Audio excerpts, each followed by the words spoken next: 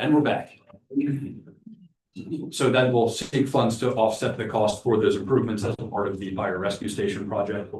The next is that also part of the fire rescue station, we have acquired the ANC parcel. I delivered a check to the ANC offices about 2 weeks ago. So we will submit for the local share account grant reimbursement that we have received partial funding amount. Next one, also in the grant field, is that R2 is nearly complete with our DCNR C2 grant application for the park building and other amenities at Moreland Park. So we'll look forward to hearing about that grant hopefully later this year. In the financial world, I am in a much simpler way responsible for the authority's 2025 audit. Far more complicated is what EJ and Leah have for the township audit, but the authority's audit is complete for 20. That process. From a stormwater perspective, the Ramage Run and Pine Road School Basin project should get up shortly. Tim's office has issued the notice to proceed, and we have all of the contract documents completed for that. They're starting at Ramage Run, so I have talked with the school district staff. We will give them an ample heads up before our contractor shows up to do the work at the Pine Road School. Question: how long is the Ramage Run project going to take? And so once they're in, there's a couple of stages to that work. They're going to be getting some initial clearing of the brush and debris that's in that basin now. That was done today. Yeah, and then when they get into the work moving, it's probably about a 3 to 4 week process for each of those basins. And so that should work out well timing wise. Not sure we want them to plant those basins over the summer. In fact, we broke out the landscaping component of that bid, knowing that they would finish the work midsummer. We broke that out and we will rebid the landscaping, so the planting of those basins over the summer, so they can be ready for the fall, when it might be a more appropriate time to plant. So, you know, there'll be in stages, most of the heavy works, 3 or 4 weeks per basin. And, you know, the excavation, the exported materials, the imported materials, the new outlet structures, all those things that are part of that contract. So Pine Road looks like then we may be there when school is in. No, I think the contractor really is expecting to time his arrival with the end of school. We've had that conversation. Okay, thank you. And then last thing is that just in the structure of tonight's meeting, we have Engineer Woodrow and Planner Klebnico here to talk with the 3993 Huntingdon Pike group. Given the remainder of the topics, I wanted to give them a heads up. We're okay if they do take off after that. If you do have any questions specifically for them at the end of Commissioner Mueller's agenda would be the time to do so. And that is everything that I have for this evening. Thank you, Manager Hoffman. Next, our Assistant Manager, lovely Assistant Manager, EJ Lee. Outside of what I already reported, just to highlight, summer rec opened a week and a half ago. And as of yesterday, we have 35 registrants, which is about a third of what we take. So that was within a week and a half. We take up to about 100, possibly up to 120, depending on how many counselors we have for the summer. And then as you approved at the last meeting, the bank loan for the new trash truck was approved and processed. Truck was delivered and all of that has been closed out in record time of 2 weeks. And that is it, unless you have any questions specifically from my report. I have a question. Yes, The 2025 delinquent trash fees. yes, The people that don't pay their trash fees, do we pick up their trash? we currently do, yes.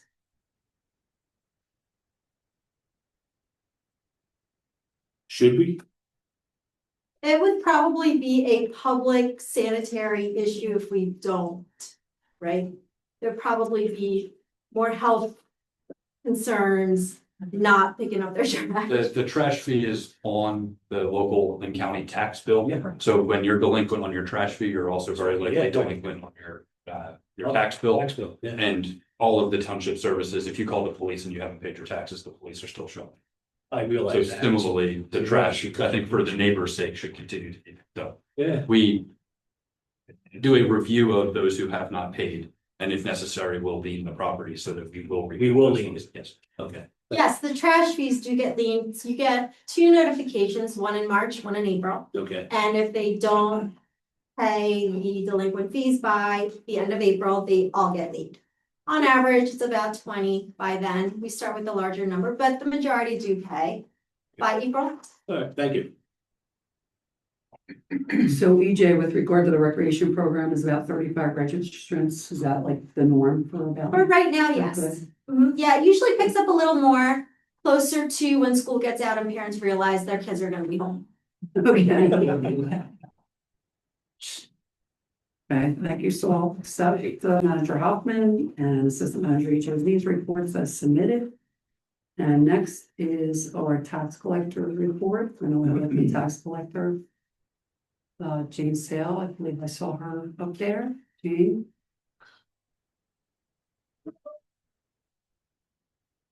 Jane? Let's see if anybody's at her office. Hi, Okay. thank you very much. I'm answering the telephone. Sorry about that. That's The okay. taxes have started to be collected.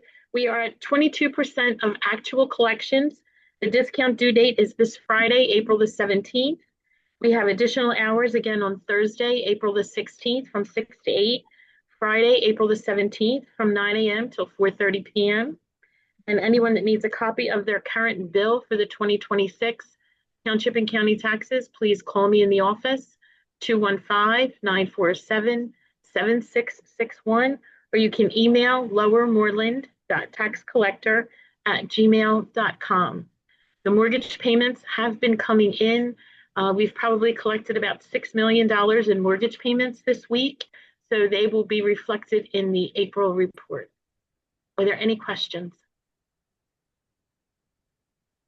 I'll see you, Jane. All right, thank you very much. Thank you, Jane. I'll accept your report as submitted. Next are my liaison reports, Moreland Township School Board. So in March, the district started working on their preliminary budget for 2026 and 2027. At their April meeting, the business manager, Ms. Ovington, gave an update. So they're working hard on balancing the budget and staying within the Department of Education Act 1 millage index of 3.5%. So she felt confident that they could do so to cover the deficit that existed. She also pointed out that the Fremont Country Club homes were coming up, quite a few were coming online, and she pointed out that was helpful.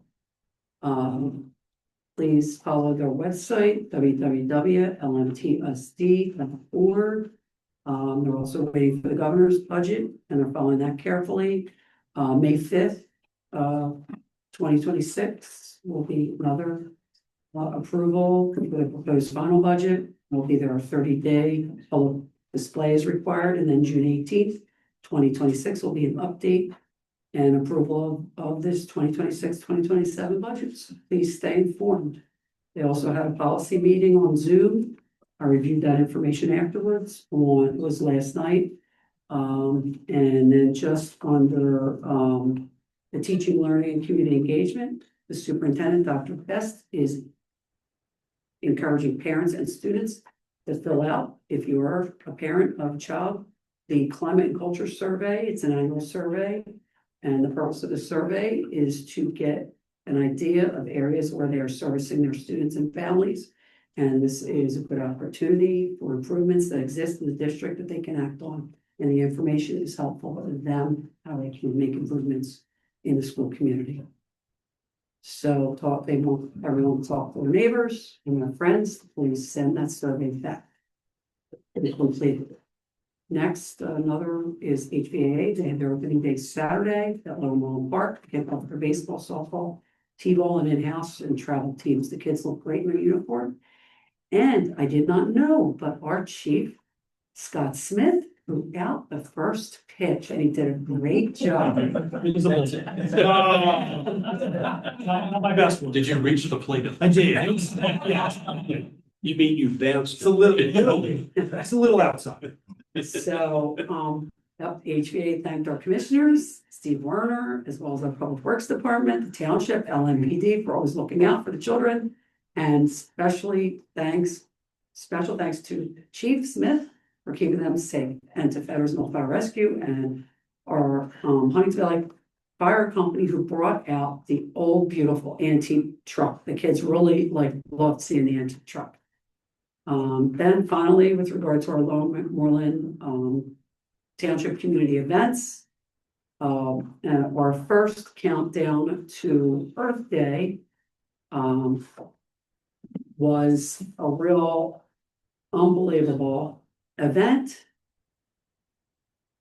And it was in coordination with the Pennypack Watershed, and it was a creek cleanup. It was held on March 19th at Valley Center Park and Red Line Road.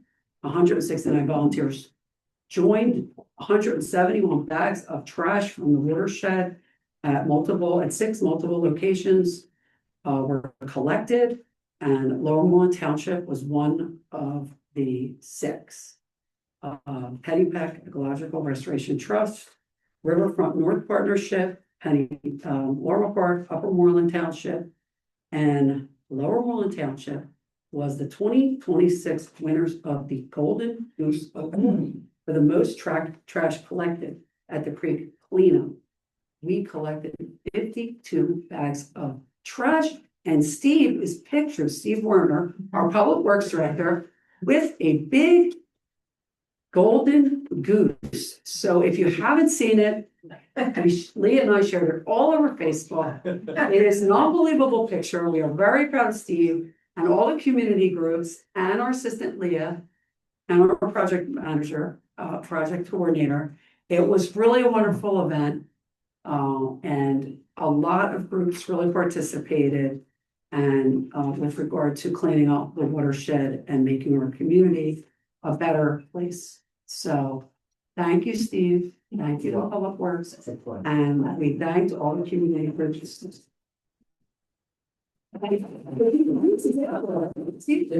in the case as you come in the.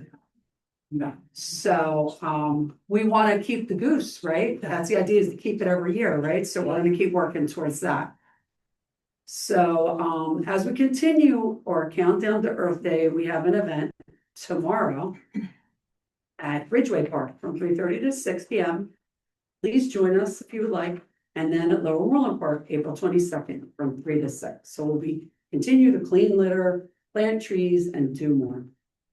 So we did have several other events. The egg hunt, it was so graciously run by the Huntingdon Valley Library, and it was held Saturday, March 21st at Lower Moreland Park. It was super well attended again, drawing in a few hundred residents. Everyone had an unbelievably great time.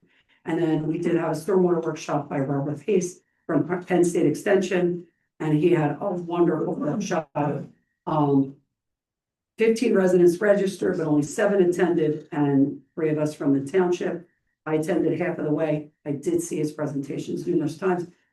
Commissioner McDade went, and I know he really loved the information, and so did the residents and Leah was there that attended, because they went back and forth and asked a whole lot of questions, and they really loved it.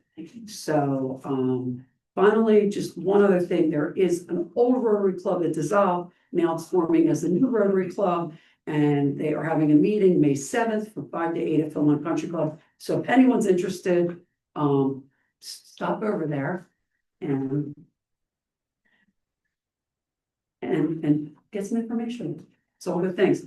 Next, that concludes my agenda items for this evening. Next, the chair recognizes Commissioner Mueller, Chair of the Community Development Committee. Yes.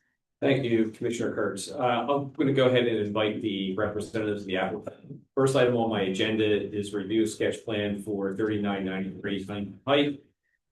This is at the corner of County Line Road and Huntingdon Pike.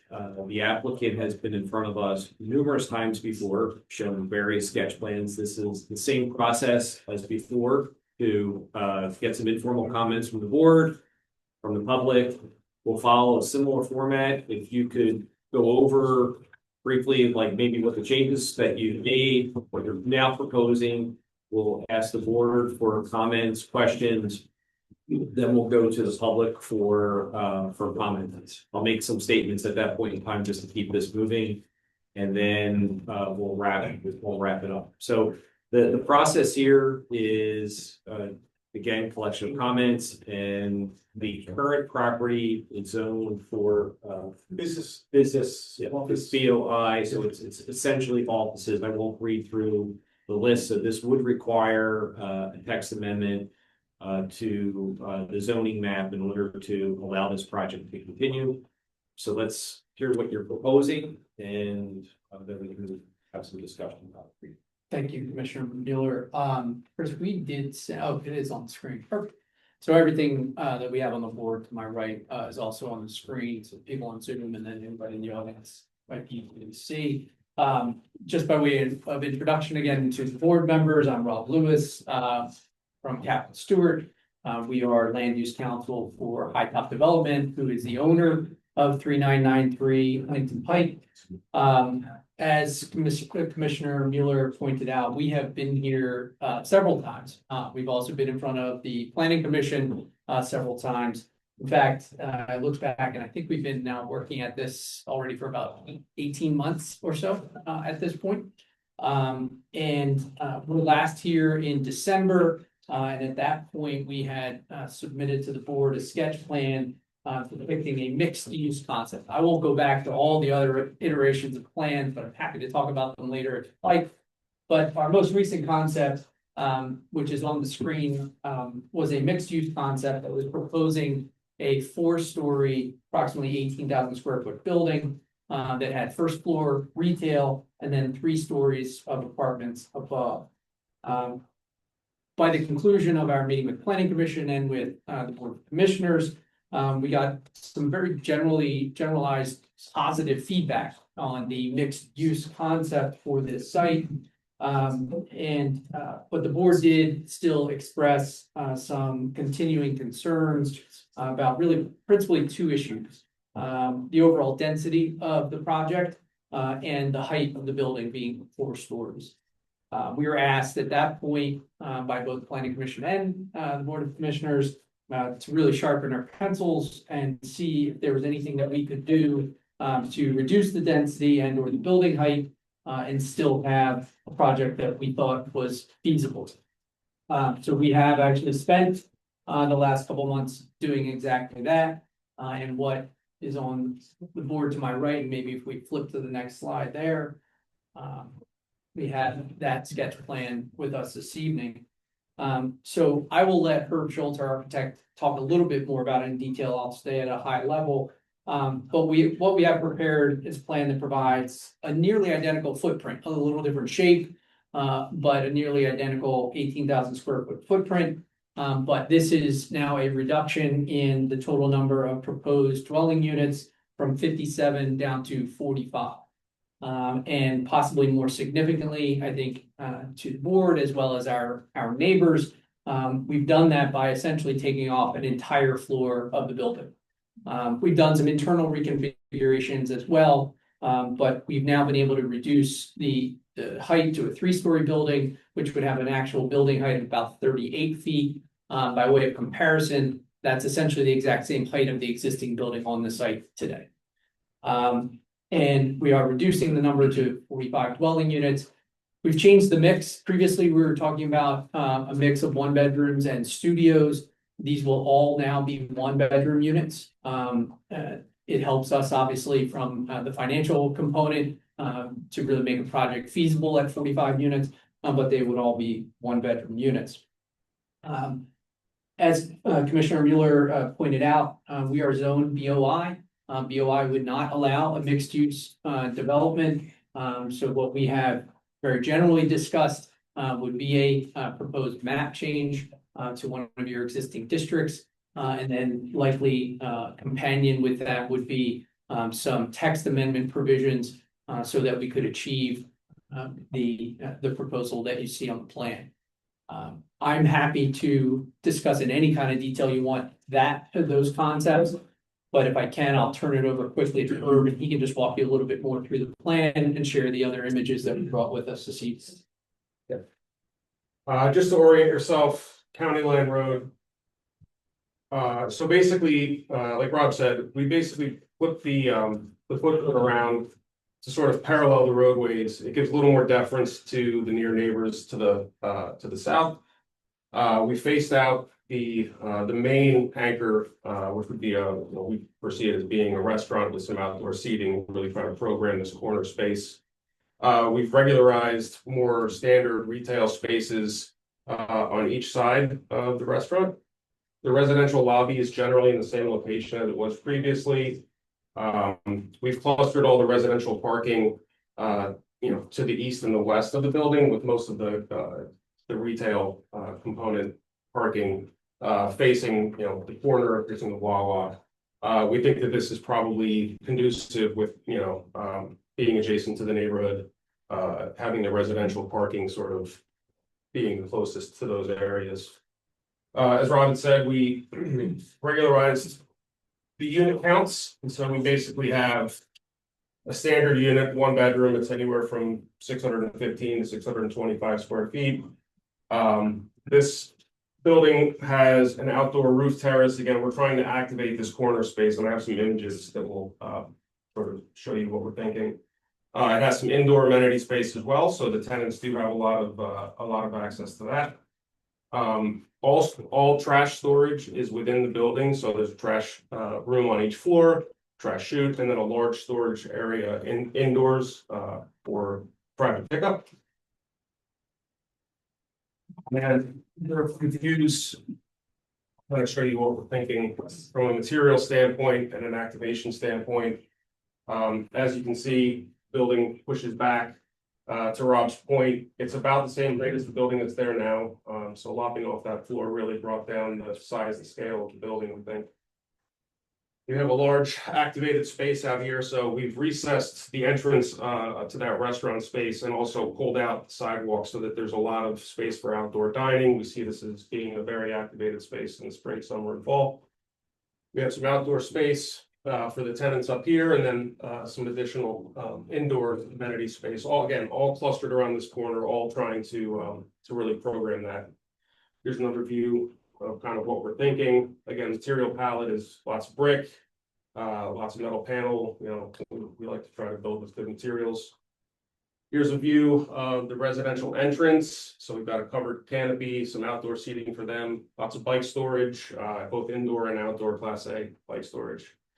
And then we put in a view from the backside, basically coming around, that this is the view that you would see. We try to keep as many of the mature trees as possible, plant more, and we're planning on putting a continuous fence all along the property line here to sort of kind of step back from the residential. And one component I think that had brought some concerns from some of our residents, our adjacent residents. We had previously been showing balconies off of some of those rear units. We have eliminated those balconies, just feeling less intrusiveness from our units to the existing residential neighborhood. So we have removed those balconies. Are there balconies in the front? So we've gotten rid of all the interior, the individual balconies, and we have just this outdoor amenity space. It's sort of a common space outdoors that overlooks the program space here. So we generally are really hoping for a lot of activity there. Yep. I'm obviously happy to discuss with the board any of the ordinance requirements, or can address any of the architectural issues. Between us, I think we can answer any questions. I think that was a good summary. So at this time, I'd like to open it up for comments and questions from the board. First, I want to tell you that I appreciate how hard you are. You have worked and how much you have written. I guarantee we'll still get resistance, but now we can honestly say that you guys have used everything. Appreciate that. Yeah, thank you. Yeah, we appreciate that. I mean, we'll obviously, again, I said it before, so we do it again. Only 2 people allowed per unit. Yes, and so I've spoken at times with Chris and with Mr. Rice, talking about how procedurally we would do this. And one of the concepts that we had come up with was, in order to facilitate this development, we would need a text amendment to allow the density that we're proposing. And one of the requirements that I was thinking of was that to allow that density bonus, you would have to record a deed restriction limiting occupancy to 2 people for every unit. So that's one way to guarantee that you have that restriction on the number of occupants while facilitating the development. Could you speak, I mean, I'll just try to bring some questions. Talk a little bit about the parking, retail, parking for residents, and what's available now with the space. Because the space of about 2.5 acres, 2 acres. Generally, so our plan does include a zoning table. The calculated required parking for the 45 units plus the retail and restaurants that we're proposing would require 126 parking spaces. We are showing 136 parking spaces. So being a little bit conservative, making sure we have a little bit of additional parking without obviously putting more impervious surface down than we would need, but exceeding the ordinance requirement. Are you gonna have assigned parking for the residential based on the units and so on, just so it's not a mess where everybody's got a free for all on this? I see a lot of buildings doing that now. Yeah, it works out well, and the way Herb has designed the site, we've kind of created pockets that are more accessible to the residential, and they stay away from the main activated space and those busy areas. So assigning those spaces would not be a challenge. Hightop manages all of their properties, so they would easily be able to do that if that's something that the township thought would really have a better flow. Avoid disagreements over parking spaces between people coming to a restaurant versus people that are living there. That's easy enough to accommodate. I have some questions. With regard to the trash, how would that be collected? Is there gonna be a big trash truck pulling off, or is that something that, is gonna be, person coming, on the corner and more quieter? Because that's a big deal. Right now, what we have designed is to keep all the trash until it is collected internal, right? There was definitely a concern about having dumpsters outside, smell, and things like that. So we have made sure that it all stays inside, but ultimately it would be a private hauler. But being a private hauler, we do have some control over timing of those deliveries. So if that was something that the board wanted to discuss further, we certainly could. We could have certain hours that the hauler could not be there. Obviously, we want to coordinate also with the busy times of the retail and restaurant. We don't want the hauler coming and going then, but I'm sure our neighbors don't want it at 3:30, 4 o'clock in the morning either, so. No, and you have a parking space right there too, also, right in front of the trash collection. So, area. Yeah, and typically because you're talking about internal trash storage, Right. it's not going to be a hauler that can just back up to it, throw it over the Right. top and put it in. It's going to have to be roll out dumpsters from the internal out to the truck. So are they less, not as noisy? I wish I could say that. I don't know It's the same about those rollout, right? The I biggest- need to ask you all these questions. The single biggest noise anytime you're gonna have trash Mhm. haulers, it's OSHA required backup siren. It's what this school buses, trash haulers. That's the worst part about all of the trash Right. hauling and the noise more than anything is. Right, so is that something that, like I'm saying, if you're a building owner, can you schedule that during the day instead of early in the morning or at night? You know what I mean, when people are sleeping? Yeah, typically with a private hauler, you do have that ability in your You have contract to control an hours limitation. So if there's something that, if we get that far to a land development process here, that the board was inclined to want to have a condition of approval that required trash pickup between certain hours, that's something we could certainly work with the board on. Okay, so the parking there near that trash area, from the building to the edge of the property line, I don't, this isn't scaled out. How many feet is that? 92. 92, okay. So then from the edge of the parking lot, because there's parking there now, so what I'm trying to get a feel for is between what is there now and what you're proposing, from the edge of your lot now and where the parking is current, how many feet from your lot and from what's there now to the property line now? How many feet is that? Are you asking about the green zone here between the spaces and the property line? Yes, That's about the depth of a parking space, about 20 feet. And I think currently, there's parking that comes right up against the property line okay, in the existing condition. okay. And is this driveway the current driveway that's there now, or is this gonna be a new driveway? The one on Huntingdon Pike is essentially in the location that it's there today. PennDOT will typically try and have us have those driveways as far from the intersection as we can. Okay. We all know, obviously, the traffic issues at that intersection, so the further you're able to be away, the better. With respect to County Line Road, it's not all the way to the end of the property. It just doesn't work as well from a design standpoint, but our estimation, and I think Bowman's estimation, every time we've talked about this plan is in all likelihood, if we were to seek a highway occupancy permit from PennDOT is going to limit turning movements in and out of these driveways. Certainly during peak periods, but likely County Line Road may end up being a right in, right out only, just because of the challenges of crossing over traffic there. In all likelihood, Huntingdon Pike is not going to permit left turns, at least during morning and PM peaks.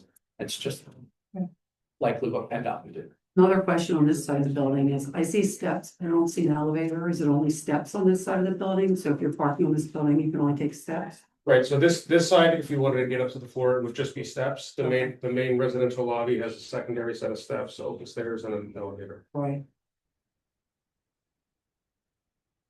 And So, in the residential lobby, is there, it's just gonna be a lobby, there isn't gonna be someone like with a desk, you know what I mean, like a door person or someone to help you out or Yeah, I don't know that there would be a to man get back issues? station there. There would be, facilities that are required for like mail room, package room, Amazon storage room, things like that. So is it gonna be a drop off package area or something like that? Yeah, we actually, we've Hightop, generally speaking, we design a secondary storage lobby that's only accessible by the Amazon people. That way they can come in and it's kind of segregated from the rest of the residential lobby. The packages are better protected and there's just less around. All right, and just on that side of the building, I just have to ask, is from the building to the edge of the property, how many feet is that side? 122. 122. And then just from the edge of the lot to the end of the property line. Again, about another 20 to 25 feet on this side. It's a little deeper. And what is it currently? Do you have an idea? Like, I know that the lot almost goes Though I think the pavement comes up almost to to the edge. the edge. Okay, The current building sits closer to the corner, it sits, so that's the difference. And there's a drive-through area here. There's parking that goes all the way down and then there's parking. I think there's parking sort of along the arc. okay, interior, thanks so much. interior dimensions on the building, right now you have an elevator that's a 10 by 10 bottom left corner.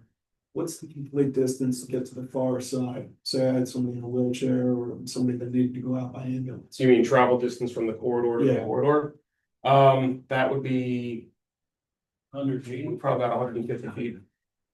To the worst case scenario. Gotcha.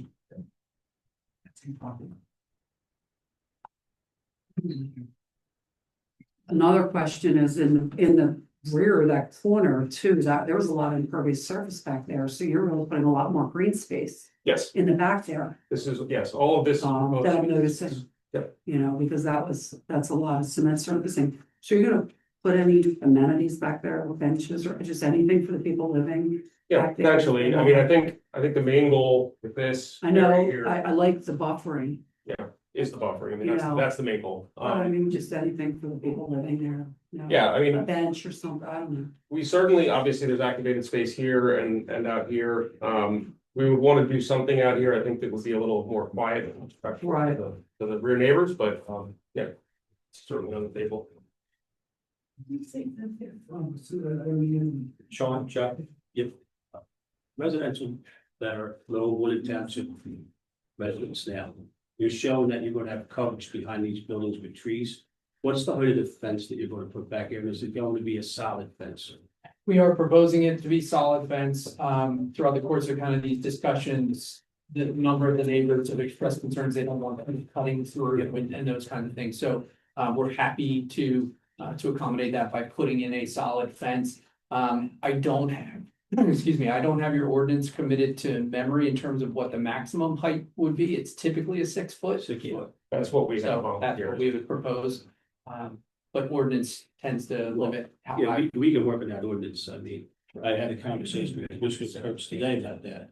You know, Yeah. houses that back up to industrial railroad tracks, businesses.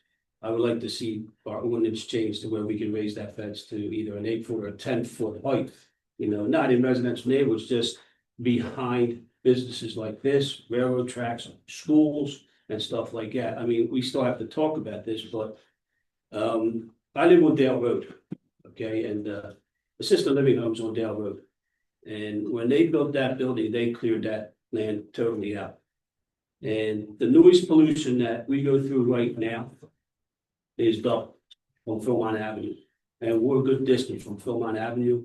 And that's a very busy intersection up there, where you're talking where you want to put your site here.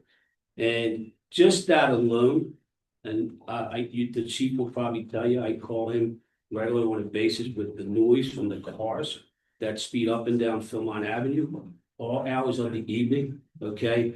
And with that being so close to residential here, you need a large amount. You can't have it open. It has to be dense. So these people can't even see that from their backyard. And that's my concern for the residents up there, because we're living it now. We don't have that density. Two of our neighbors are wide open to Philmont Avenue. I mean, I can go to the gas pump at Wawa and I could see them sitting out on the deck, and we could never see that before. So the noise pollution is a very big concern of mine, because we're living through it right now.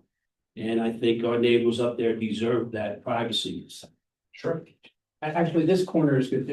Yeah. And it's a great point. And if you look at the image that's in the top right, the way the building sits today, we actually think that this will improve, or diminish the amount of noise coming from Wawa, this Wawa, I'm not saying one here now, but this Wawa in the intersection. The building itself will create more of a buffer than exists today in terms of noise pollution.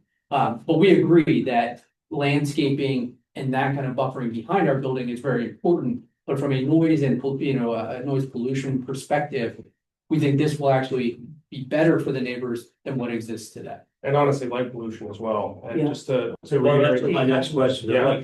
yeah, Where, so as you can see, we obviously see this right, zone being very well lit. This is obviously facing the corner. The backside of the building, as we had said, we removed all outdoor balcony spaces. There would be very minimal lighting, just code compliant lighting, honestly. And even that, I'm sure you have lighting ordinances. It all has to basically be up down lights that shine on the ground directly here and not leak out over the site. And then with regards to your question about the fence, we are showing a 6-foot fence, and it's a solid, it's a wood slat fence. We're not proposing to have it be chain link. It's something that's going to be better for, acoustics and visibility.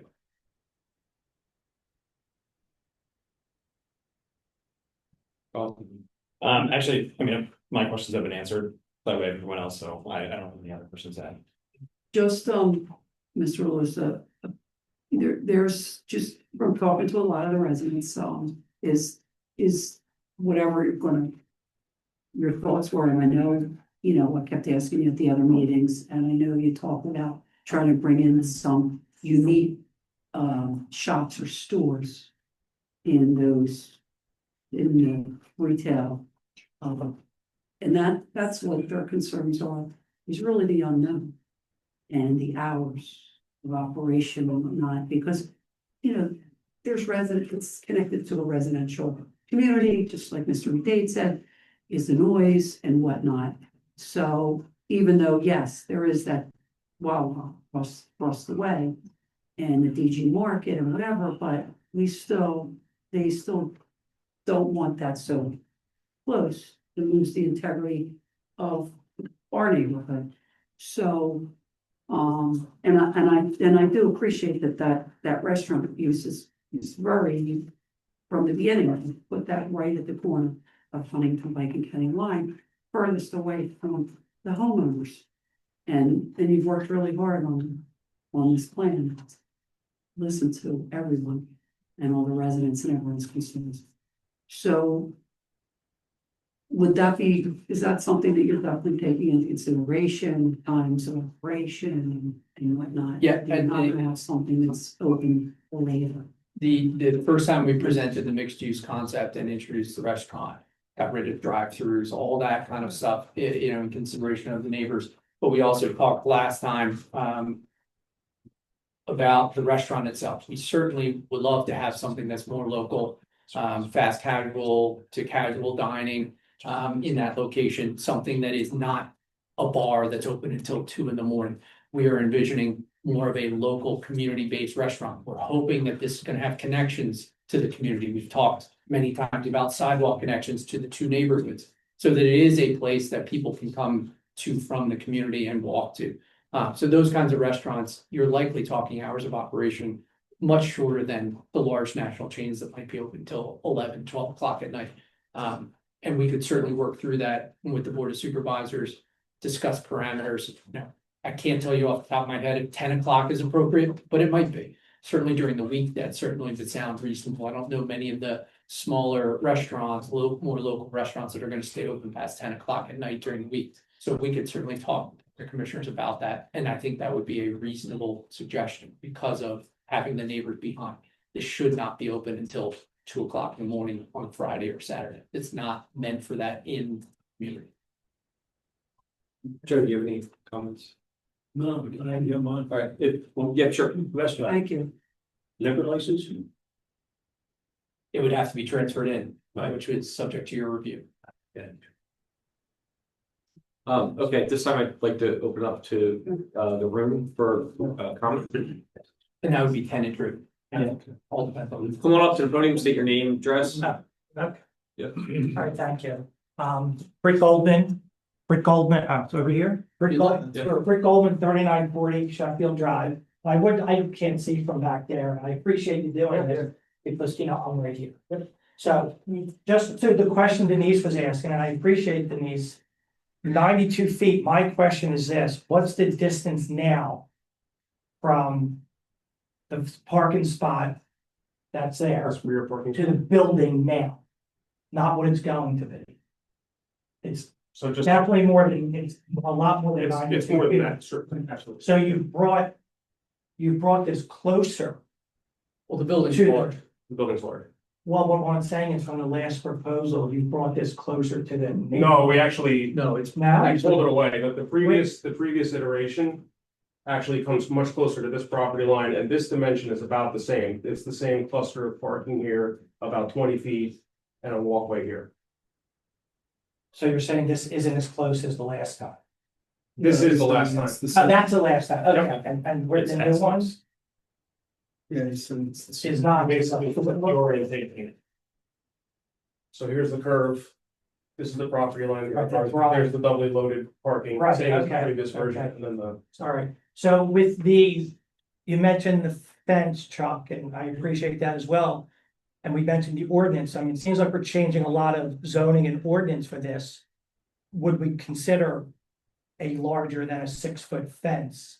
That's still attractive looking, I guess. I don't know, as you get bigger, what's that look like compared to something at 6 feet versus 10 or 12, so maybe 8, I don't know. So that's the question. You're changing a lot. Would that be the consideration if you're gonna change that? Yeah, Right. And as far as the restaurant goes, again, appreciate the one restaurant, right? Versus 2, once that zone, what is then to stop any additional restaurants from being there? It's a very good question. One of the big ways that is controlled and would be controlled here is parking, right? A restaurant has a much different parking requirement. And anytime a tenant would change in this building, we have to demonstrate that we still meet the township requirements for parking. If we already have one restaurant in the corner and you try to swap out one of those other retail spaces for a restaurant, you would no longer have ordinance compliant parking, and we'd not be able to see. Okay. And with the restaurant, I like to see a liquor license. I guess BYOB, that's something different, but what about like you have an outside space? What if someone wants to do music? Bands, I mean, who knows if someone's gonna be open, 10 o'clock, okay, we're gonna do something at night, we're gonna offer something now. Loud, I mean, is there an ordinance or there's something how you could not allow that or put limits on that? There's I don't certainly know a with the way to restaurant. put limits to make sure that you can't have any amplified outdoor noise. I don't know, I'm assuming the township has a nuisance ordinance in terms of the decibel levels that would be permitted, but if you wanted to specifically restrict from having any amplified outdoor noise, that could be done. And we still don't have any idea of what the tenants, No, who would be. absolutely not. Okay. Other than that, I would just like to say, listen, as someone living right next to it, rentals are still a big concern of mine. You know, 1 bedroom efficiency, it's still rental versus ownership. So I would be, concerned about that, and still in my mind, uncertain who it's gonna draw in and who's really looking to rent it. I don't think we have a lot of rentals overall in the neighborhood, so, or in the township, and I think the integrity, I would have a concern about that. And, beyond that, depending on, and I'm just looking for a picture or something I wanted to show you, and I think it's on my other phone. What I wanted to say is, the integrity of the neighborhood, everything we've been talking about, the trash, the noise, that's all still concerns that I would hope would be taken into consideration, whether it's this or something else. With the fence issue, I need to mention, it needs to be fixed right now. The fence that's along Sheffield, because the kids come, the one that's there today. Okay. The kids come and they climb over it, and I'm fine with them climbing over it. My wife and I have fixed it twice now. It's vandalism at this point. It's vandalized. And they literally take their bikes and leave the bikes and walk across the Wawa. The fence, so you cleaned it up last time, because we talked about that last time. The landscapers came, they were there all day. They cleaned it up. The Sheffield side's a different issue. It was never shoveled. It's still messy. But if someone can come out and fix the fence, take a look at it. Yeah, you need to look at it. I don't want to put a car there. It's kids, and I don't mind them jumping over. I understand, but they're literally the fence. If you drive by, you'll see what I mean. No, It's an eyesore. That's a good It's an eyesore. And one of the things that we've talked about, and I was gonna say my comments to the end, just so I didn't repeat folks, but that's a really good comment. And one of the things that we've talked with the owner about and the applicant is being able to connect the communities. So right now, there is no way from somebody that, say, kids that, or adults that live in Aberdale or Justa Farms, if they wanted to go for a stroll and go to Wawa, right? Or go to the shopping center that's directly across the street. There's no real safe way of doing that. There's plenty of space along Huntingdon Pike, but there's no safe way of doing that. This is an opportunity for us, and I think conversations that I've had with the owner and Rob, that there might be an opportunity for us to create some type of a path that would connect the communities, either Justa Farms or Aberdale or both, down to this corner. And, I think that would, I think people are always gonna try to take the shortest way, right? So they're gonna wanna climb over this wall, but. It's not that, the fence, It's literally. they took the fence off of the top, it's destroyed, it's not that they climb over it. Kids are gonna do stuff, people are gonna do crazy things, but if there's a nice pathway that they could ride their bike. Down there, that might be an opportunity to eliminate some of that, so maybe that could get. And Dennis, selfishly, not on my corner, and I'm sure Evan does the one on his, so if you're looking at that, maybe you're looking more in the middle of the turn there, if that's even Now, for discussion. The integrity behind us, now you're talking, and the integrity next to us, so you're totally compromising. Maybe we put an easy pass gate there. So Britt, to answer your question. Okay, Rick, any more questions? I don't, I'm sorry. Okay. To answer your question, Solicitor Rice was whispering in my ear, telling me that most outdoor dining restricts amplified music. Oh, okay. So just to Yeah, answer you have a residential neighborhood. Right, okay, I mean, that's pretty across the board. sure. Any towns that have outdoor dining that permit it, because a lot of that happened during COVID. Sure. There was a lot of eating outdoors, as we all recall, Right. and the restaurants started to push music out, but it's, Right. that's easy to restore. And I'm sorry, just one more thing, comment, as far as the parking, because you're leaving 36 spaces. If I'm gonna use B well as an example, if you get a B well there, you can't even park in their lot. I can't imagine what that would do to this on top of the potential, depending what type of, restaurant. I mean, if you end up with something there, I hope it's a success. We don't want it empty at that point. But again, I don't know, parking of 36 spots is enough for a restaurant and retail. So It's, you're the it's expert. 136. Well, It's you both- have 45 units, you gotta figure two cars a unit is 90. Well, so there's a zoning calculation that we're required to meet. And we're actually 10 spaces over. No, I understand, but you get a busy restaurant at lunch, I'm just saying, go by Be Well at lunchtime and that parking lot. You can't get it, there's nowhere to park. And I'm sure they're at whatever limit they're supposed to be also. Thanks. Yep, go on up, state your name, your address, please. Hi, Joshua Glickman, 1022 Twin Silo. Now that I can actually see it. So I have a bunch of questions. Commissioner Kurtz is the ward that leans up against the development. Liquor license, you have no idea what restaurant's gonna go there now, correct? Correct. All right, so we don't know if there's gonna be a liquor license, whether there is or not. That's gonna be an additional safety issue for the police department to deal with. Delivery, so this back, am I correct? This is closed off, so I guess everything is going through the front door for deliveries? Mostly, these are small tenants, so they usually will just. Now, how about for the retail and the restaurant? You can't drive behind the building, so everything, through deliveries, everything has to go to their front door? So they can come through the back, everybody has an egress door out the back and a loading door, but predominantly, in our experience, these small retailers, a 2,400 square foot space, they'll load from the front. Right, but if I need to bring a 18-wheeler Cisco truck behind the restaurant, can I do that? It won't be an 18-wheeler, it'll be a box truck. All right, so it's gonna have to be a box truck. Commissioner McDade talked about the pollution for noise and light, but you have second floor residential space that is going to be, you're not preventing people from being out late at night, partying, playing music. It seems like it's a public space. The parking, permitting and towing, I'm assuming that those back two lots is for parking, that's for residents. Correct. Are they gonna have permits on their vehicles to actually provide a towing company to come through and tow accordingly, because it's gonna be overflow for the restaurant retail? That's something that we can definitely talk about, we haven't gotten that far. All right, so density on parking, first of all, as everybody knows, that parking lot is not good to cut through right now because it's speed up. You're gonna have people cutting through that development or through this space that are in traffic to cut around going, I guess, south on CANALE Road. So that's gonna be another safety issue both for residents and for people eating and dining. From the Pike. These are people, Chuck, going from, instead of going over, right, they don't wanna sit at the traffic light. Right. They're gonna go cut Okay. through. Good point. At a speed more than 5 miles an hour. Let's talk about deliveries. You said that there's gonna be timing for deliveries, right? Are there, at Crescent Hill, are there times that they Yeah. can come in? What we did was we came, before I was commissioner, we came and filed complaints with the board at the time about, they were picking the trash up at 4 o'clock in the morning. And they were the overhead trash trucks and they shake and they bang.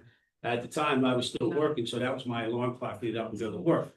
Now that I've retired, but myself, Mr. George, and a couple other neighbors complained to the township, and we had hours that they come down. Food delivery used to come at 6 in the morning, now it comes about 10:30, 11 o'clock. The refrigerated truck that was running in the morning too, so that's a noise that you're not used to in your residence. So we experienced all that, and we worked through the complaints, okay? Sometimes the trash still comes at 4 o'clock in the morning, it might be our first run, and we hear that bang. So, I mean, noise pollution is concerning. What's the story with exterior lighting 24/7? Because obviously you have Wawa across the street, and something I wrote down right toward the end was that people are gonna be parking their bikes in front of this building at midnight to walk across the street to Wawa. Especially kids or people in the neighborhood, not people that have a car, obviously. So how is the exterior lighting gonna be lit all throughout the night for safety concerns as well? Yeah, there's two different levels of lighting. There's lighting that is on during business hours for the retail and the restaurant, obviously highlight that it's there. But then typically with a restaurant and with retail, upon closing, it goes down to minimum necessary security lighting. Just to keep it safe for anybody that's walking around, for residents to get to and from the parking lot, but to maintain as little lighting as necessary so that you're not bothering your neighbors. And it would generally be lighting like this, it's up, down, it sprays the wall, but it doesn't come out. Is there additional lighting that's in, the parking lot lighting will be on, I guess, throughout the entire night, because you'll have people parking We usually put those on, yes. on their timers, right? Yeah. So we talked, you guys don't have any sale price on the actual units, because this is a deed property where they're buying a condo. No. Or that is It's rental. rental. So is it rented, do we have any of the pricing of what it's gonna be now, that you change everything in one bedroom? Of what it's starting out at? We do not. Is that something you're gonna have before you even get to zoning, to rezone anyway? Or is that something you're just going to eventually figure out? I know that the owner has run the numbers to make sure that the project is actually feasible, and we can probably share some additional numbers now that we have a better concept of what the actual mix of those units is. All right, Commissioner McDade, when they put in Crescent, what's it called? Fields. Crescent Fields. What was the situation with the grease trap and making sure the restaurant did not have pollution for smell and sound as well? I can't answer that, because I don't go over there and watch. Okay. I do know with lighting, we did have a problem with lighting, but it was controlled. What type of lights do you remember that they put over there? They actually dim at a certain time to where they're not as bright in the parking area. But we cannot control the residential lighting. Right. That's, some of them lights are on 24/7 because it is an assisted living home, and you have to expect that. In the summertime, we lose a lot of it. In the wintertime, we gain a lot of light. And it makes sense because we lose the trees blooming and everything, and the noise, so that's my concern. I mean, it's a concern because it is very close to your house. I get it, I do get it, so. We have a light ordinance that doesn't, but it's not, make sure that it is So they- intrusive to They the. have talked about 2 people per unit maximum. So is that gonna contribute almost nothing to the school district? That's the idea. Okay, so And making sure we're that, Looking at 600 square foot. all right, but if you have a single parent with a child, that's gonna be permissible? Is there going to be a spot, I'm assuming the bus is gonna have to come in there and pick somebody up, if that's the case, right? It's a one bedroom, they're 1 bedroom unit, so I think, and I don't wanna get too far into weeds, because this is kind of a concept, and we're really getting down into the weeds on the details of the building, and I appreciate all the comments. My thought on the way this is constructed, whether they were studios or single bedrooms now, I have kids, and I can't imagine sharing a school age child and sharing a bedroom, right? I guess it's possible. But I think that, it's a difficult situation, and I would hope that the way this building is constructed and the conversations that we've had in previous meetings, that the developer and owner does a pretty good job at managing this tightly, that we don't have a lot of people in there that don't belong there. It's also the federal fair handling, so according to the law, we have to provide for all different levels of housing. And in these types, I just wouldn't expect it. yes, in these types of projects, with this type of unit, typically, if you do see a parent with a child, it's a somewhat temporary situation, recent divorce, something like that, where the parent who had the child wants to stay where they were. So they were likely somebody that was already in the municipality and wants to stay, finish out the school year, whatever it is. So yes, somebody could deal with a 600 square foot apartment for 6 months or something, but it is not necessarily an attractive option that people will take advantage of.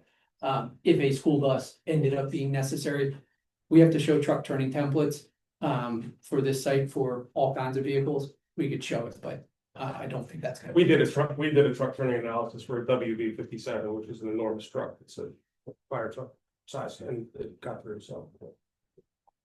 Thank you. Any other questions? Yep.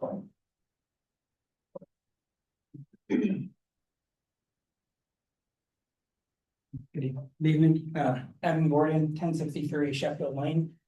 On the other property that's directly adjacent to this proposal. Correct.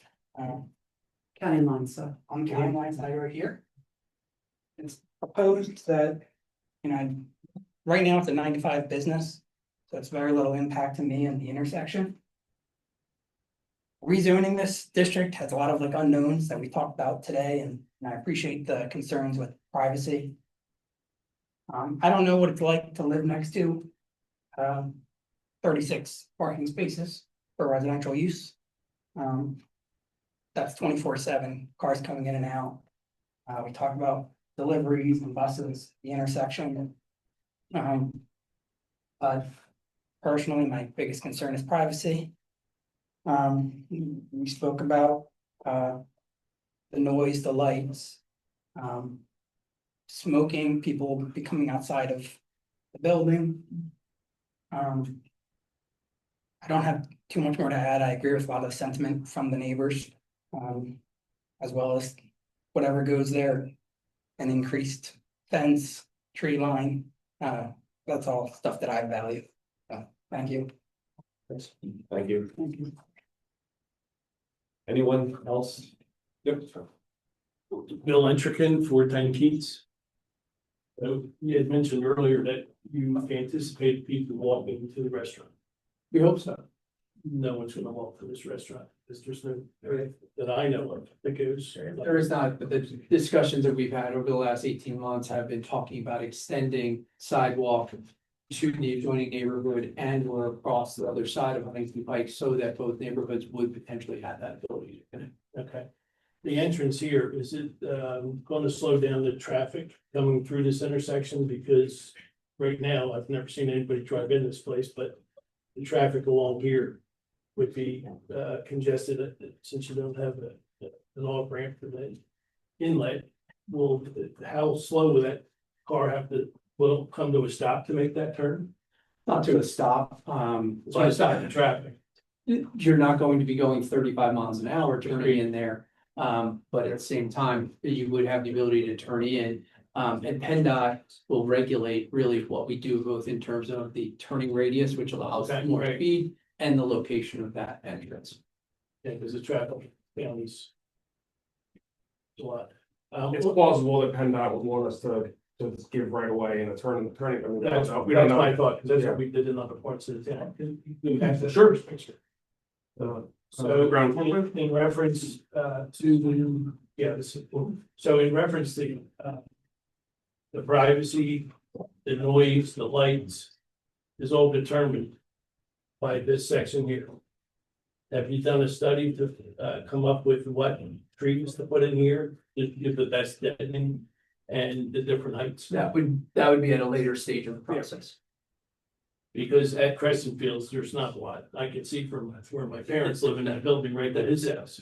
There are a number of mature trees that we would endeavor to keep. Our goal is to probably not cut down any of the existing trees unless they're. So that'll take care of the upper height. So Correct. you're gonna do mostly evergreens like Cleveland cypress. No, yeah. Okay, because I understand completely where they're all coming from. But this is the most important one. Okay. Thanks. The concept though is to really green this space up, so. Agree, but you have the areas, obviously. 100%. Yes. I would just like to make one more comment, as far as the trees and everything there goes. Prior ownership, 2 owners ago, I battled and I was fortunate to have them rip out everything by my driveway, and there's the nicer trees there, arborvitaes. Everything else along there, in my opinion, it needs to go, honestly. I mean, I don't know if you really looked at it, they're trash. Well, it's a maintenance issue on the neighborhood side that's not Yes. really kept up. The overhang from the trees, the debris from the pine cones and the needles, the thistles there, it's just a mess. Anyone else? What?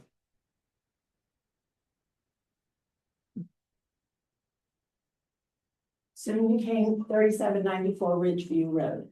Are you showing sidewalks on this? Sidewalks. Are they in already? We don't have sidewalks. No, we're proposing. Okay, and I just have some logistic questions. I'm sorry, I don't know the answers from not being at meetings before, but when it was the back at full capacity, how many tenants occupied that building? Do you have that information? The building, the existing building today has about 30,000 square feet of total office space. It's occupied, I mean. Very little. Very little, right? Minimally. Okay, so here's an apartment complex where you're estimating 45 units, possibly that would be 2 adults per unit, which would mean possibly 90 cars. Do you know what traffic is like at that intersection? Very much. It's horrible. And now you're also proposing, or some people have mentioned, I don't know who, that well, people will cross over to go to the Wawa. No one crosses over that intersection ever. I've lived in this township for 43 years. It's just cars going by. There's no place to safely walk across either County Line or Huntingdon Pike.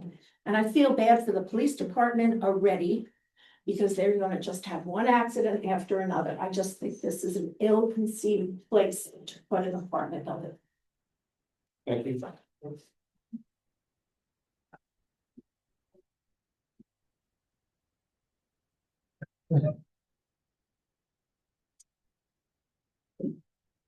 Mark DeGeorge, 2414 Vale Road. I'd like to remind everybody what Mr. McDade and I went through with the development of what was the Western property. The owners and the developers promise you the world. And I'm a slow learner, but that doesn't come to fruition. First of all, one thing you've got to take into account is the ownership of that whole parcel at Preston Fields changed within a year. So all bets were off. And you have to be realistic with all of these promises. I'm sure you mean well. But that's not real life. All bets are off. I'll mention about there's still the possibility with the one-bedroom apartment that you'll have school students in there. Why not make it an adult only, 55 and over? That mixes, puts that the rest of it. It's just consider it. Thank you. Thank you. Thank you. Anyone else in the room? Please. Sorry. Hi, Jared Johnson, 3883 Sheffield. Right up a couple houses up from here. There were a couple of points that I just wanted to touch on. First off, reiterating the fact that it's an ill-conceived plan. I have to underscore that.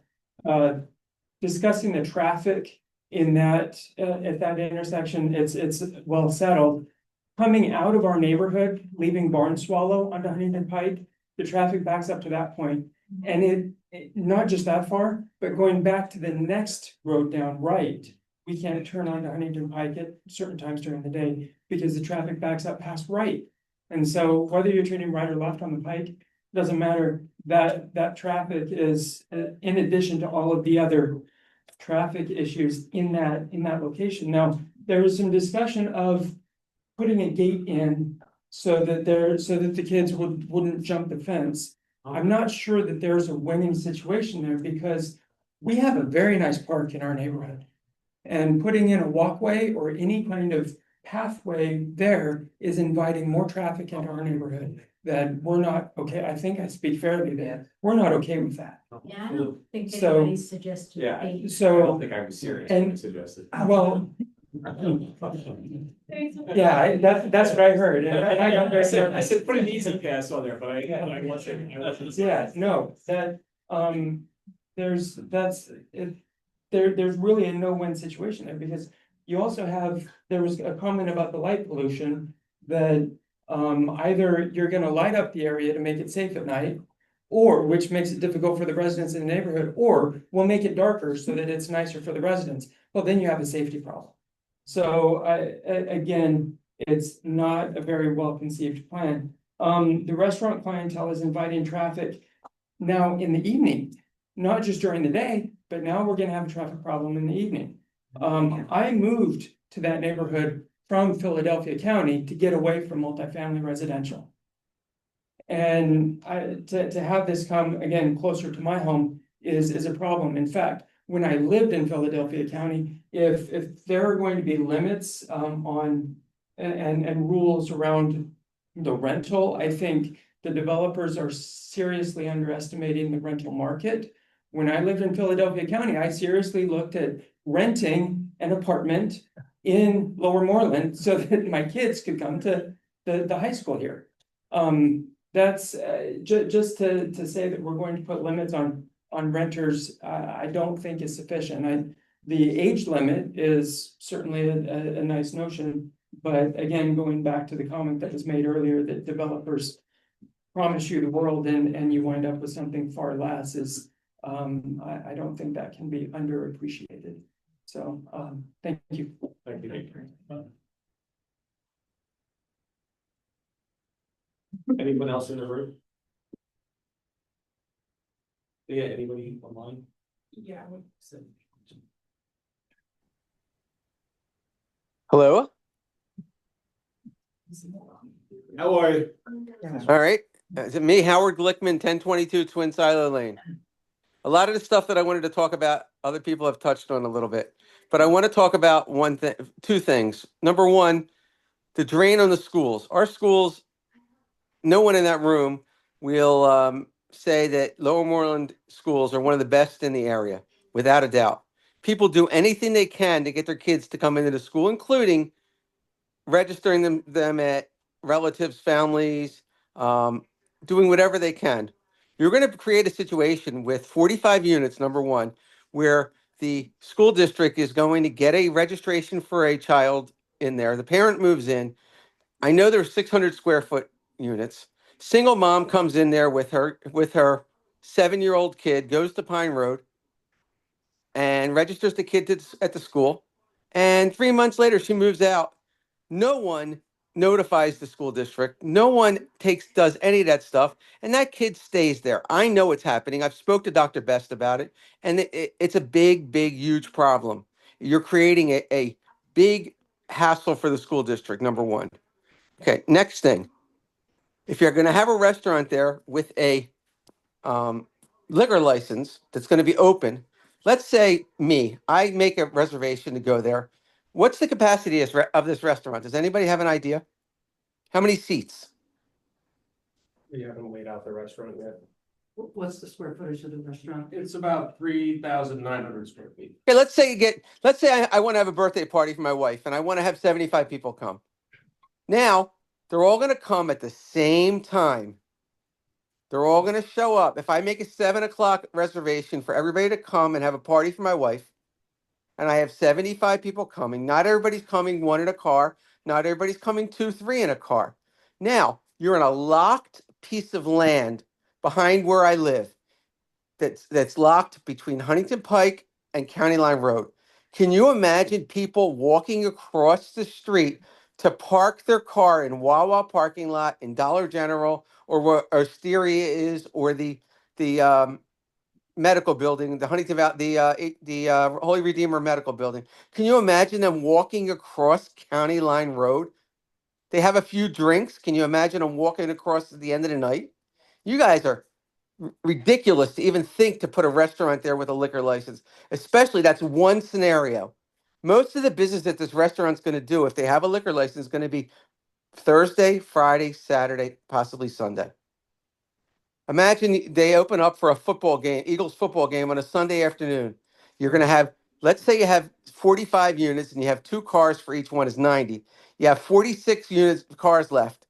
That's not a lot by any means of the imagination. So what are they going to do? Walk down this new road that you're building, sidewalk, and park on Sheffield and walk around? They're going to have 40 cars parked on Sheffield. Do we need that crap outside of our development? Number one. And what one of the other residents said, do you know in the morning the road gets blocked up all the way to Albadale Drive to get in there because the Wawa blocks everything up. I try and pull out in the morning, and sometimes you can't even get out because there's too many cars there. Does the developer have any answer to any of the stuff that I talked about? Yeah, this is Dennis Mueller. You raised a lot of concerns, and I think at this point, it's probably a little premature to be able to give the detailed answers to how many seats are going to be in the restaurant, or it's a lot of what if scenarios. But your comments are very well taken around traffic and the intersection and the impact to the neighborhood. It's potentially a big problem and a big safety issue with people trying to walk across County Line Road. It's a big problem. Okay, thank you. Yeah, You're welcome. I want to thank you for coming in today. I just think that. Oh, go ahead. Is it Sam? Sam? State your name and address. Stone. Okay. Everybody's been talking different things. One thing I haven't heard. Sam, can you state your name and address I for the wasn't record? awake here for the whole discussion. We're doing. Has anybody determined why existing businesses have not been successful at that location? Well, right now, it's just offices. I would, There's I would venture to say it's access. Oh. Okay. And I see the same issue here. Businesses are going to come and they're going to fail and they're going to go because of access. So that's my thought on it. I just don't like the idea of having a big thing like this on a busy corner. I don't like seeing any big thing on a big corner, especially firehouses. Thank you. Thank you. I'd just like to make one more comment. 3,900 square foot restaurant typically holds between 130 and 234 seats, depending on the type. Fast casual, so that's a mix between fast casual, full service, and fine dining. Just something to think about. Just to be clear, the 3,900 square feet is the footprint of the empty space. More than half of that has been devoted to the actual kitchen. All right, so if there's no other comments, I want to just wrap this up. So thank you for coming in. I appreciate all the comments from the public. There's certainly some challenges here. You know, this is a property, a piece of land right now that's essentially vacant. You know, I certainly would want to see it developed into something that we all can live with. Certainly some challenges. I think some of the comments that were made, there are things that some things that we can do with traffic. I'm not sure how we're going to improve traffic, even if nothing happens with this space. I do think though that the work that you have put into it in trying to address particularly the neighbors that are directly impacted by this, that are adjacent to the property, by putting trees and the willingness to do that, I think that is something that we can continue to work with. The comments that were raised by Commissioner McDade around the project that happened, you know, further down on Philmont Avenue. We've learned a lot from that, and you've heard a lot of those comments, so I appreciate you taking the time, and I certainly appreciate all the comments from the public. So thank you. Thank you. Yeah. Appreciate it. You want us to leave any of the full size with you? Sure. I'll leave. Yeah, they can be available here in the town for somebody. Leaning against this wall for the next 15 years. Okay. Would you like me to sign? Commissioner Kurtz, I have two more agenda items, but I know you wanted to take a break at some point. I think we should go through your agenda. Okay. The next item on my agenda is appointments to the planning commission. If there are two vacancies following Marcus Cohen's expired term, the board went through a review process and advertised. So tonight, I would like to make two motions to approve. Yeah, I'd like to make two motions to approve appointing Tony Ann Trust to Ward 6, and then Norman Buchanan as an at-large planning commission member, who's in Ward 1. So 45 apart. Questions or discussions from the board that you'd like to have on these potential appointments for the planning commission? Great candidate. So I mean, Real quick. Yeah, he is. Mr. Buchanan, he's Ward 1, he's in Huntingdon Place. The resume is off the chart. Well, I mean, this guy will be an asset to the township. And Tony, she wants to be involved. And, you know, people that want to be involved and get on these boards, I'm all for it. You know, we need more of that in the township.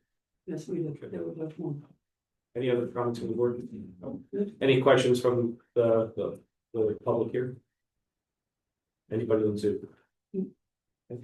At this time, I'd like to make a motion to approve resolution number 26-18, appointing Tony and Trust as the Ward 6 Planning Commission member commencing April 15, 2026 and ending April 14th, 2030. Second. Motion's been moved and seconded to approve resolution number 2618, appointing Tony and Trust as the Ward 6 Planning Commission member. As described, all those in favor, please signify by saying aye. Aye. Any opposed? Hearing none, motion's passed. Back to you, Commissioner Moreland. I'd like to make a motion to approve resolution number 26-19, appointing Norman Buchanan as the at-large planning commission member commencing April 15th, 2026 and ending April 14th, 2030. Second. Motion's been moved and seconded to approve resolution number 2619, appointing Norman Buchanan as the at-large planning commission member. As described, all those in favor, please signify by saying aye. Aye. Any opposed?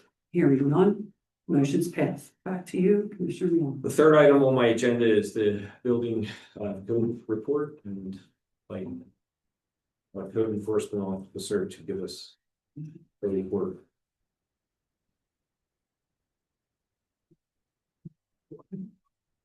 Hello. We had a bunch of meetings, we had a bunch of classes, we did some permits, some inspections, and we went to court. Your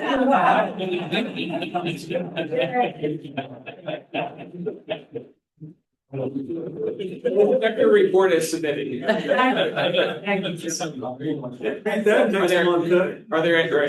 there any questions? I know it's in our book. Are there any questions? No. All right. That concludes my agenda items. Thank you. Would everyone mind if I take a 1 minute recess? I just need to get ice for my shoulder. Will it be okay? Thank you so much. I'm gonna make a motion, just take it. Okay. Thank you.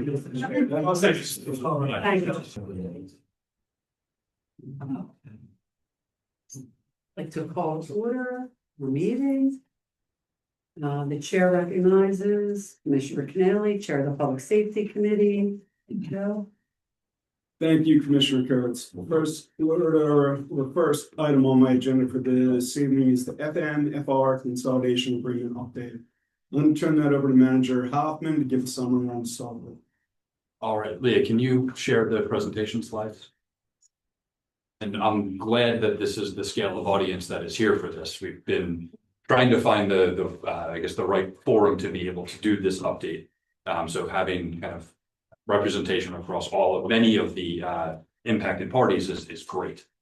So you can go to the third slide. So I wanted just to kind of reintroduce and give some of the background. Everybody has been involved in this process, but has gotten involved at their own time. So I wanted to use the board's April meeting to initiate the public discussion regarding the draft Fetters Mill Fire Rescue Consolidation Agreement, the proposed operations bylaws, and the proposed relief bylaws. This portion of the project, we started back in July last year. And on November 25th, I shared the initial drafts of these three documents with the commissioners and with Bernathen Borough. We continued collaborating with the borough team through December to create sufficient drafts, which we then shared with Huntingdon Valley Fire Company and Bernathen Fire Company on January 2nd.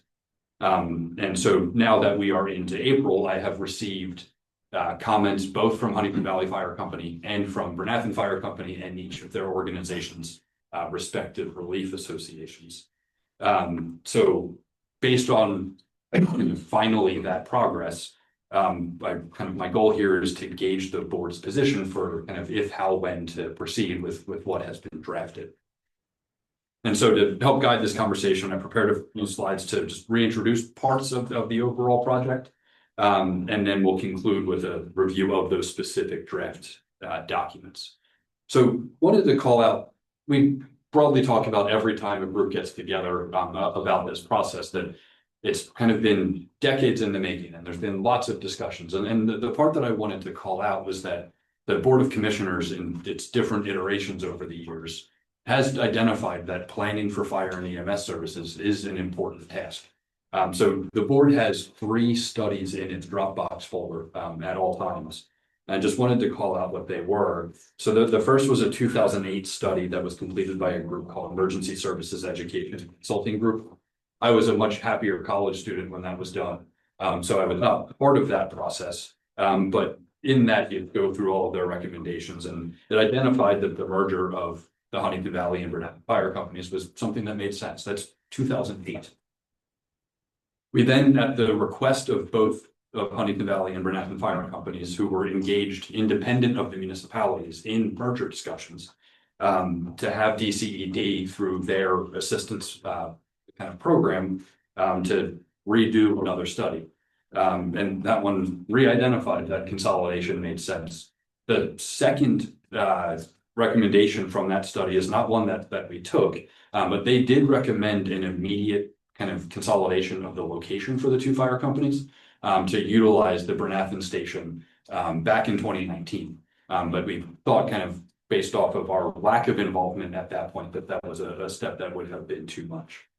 And then the third was the Chief of Emergency Services. When we hired Chief Showmaker, he in June of 2024 had issued his emergency services analysis to the commissioners. We then presented that publicly at the September 2024 meeting. And that, again, re-identified consolidation as the proper path forward. So we've had kind of a consistency of the different individuals, the different groups that we brought in to review this for our communities. It's been consistent with what the main recommendation is. And despite the 2008 and 2019 studies, when we were going to hire the Chief of Emergency Services, we did not want to make assumptions for what a career chief would recommend. So one of the, and if you can go to the next slide. So we created an objectively bizarre job description that the township, the borough, Huntingdon Valley Fire Company, and Bernathen Fire Company all had a chance to weigh in on. And the thing that through the creation process, as well as the interview process, that was a constant topic, was that we broke it up into these categories of kind of an initial assessment phase. And then there were these items in the job description that said, when applicable, which were making the assumption that the career chief was going to recommend operational control. But from my perspective, as we were drafting that, I did not want to make that assumption.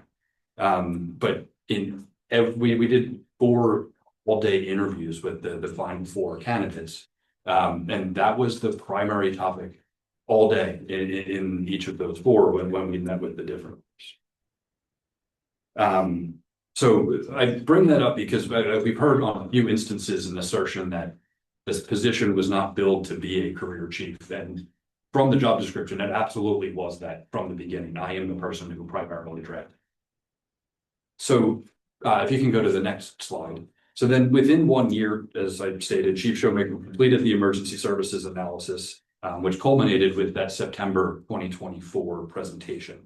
And in that presentation, there were 5 specific recommendations that we broke up between kind of interim things that we thought could be implemented, but would not create as much of a financial kind of challenge and burden for the board and for the community. And then what were the bigger long-term considerations. And so the 5 things from that presentation that have driven every recommendation that we've made budgetarily since. First, were to consolidate the Huntingdon Valley and Bernathen Fire Company operations. The beginning of 2025, that did happen where they operate under Station 19. And kind of as a subheading to that, to introduce increased staffing in 2025. Kind of happening concurrently with that consolidated operations were funds that were provided to hire 4 additional career firefighter EMTs. The next was to reduce the fleet to manageable levels.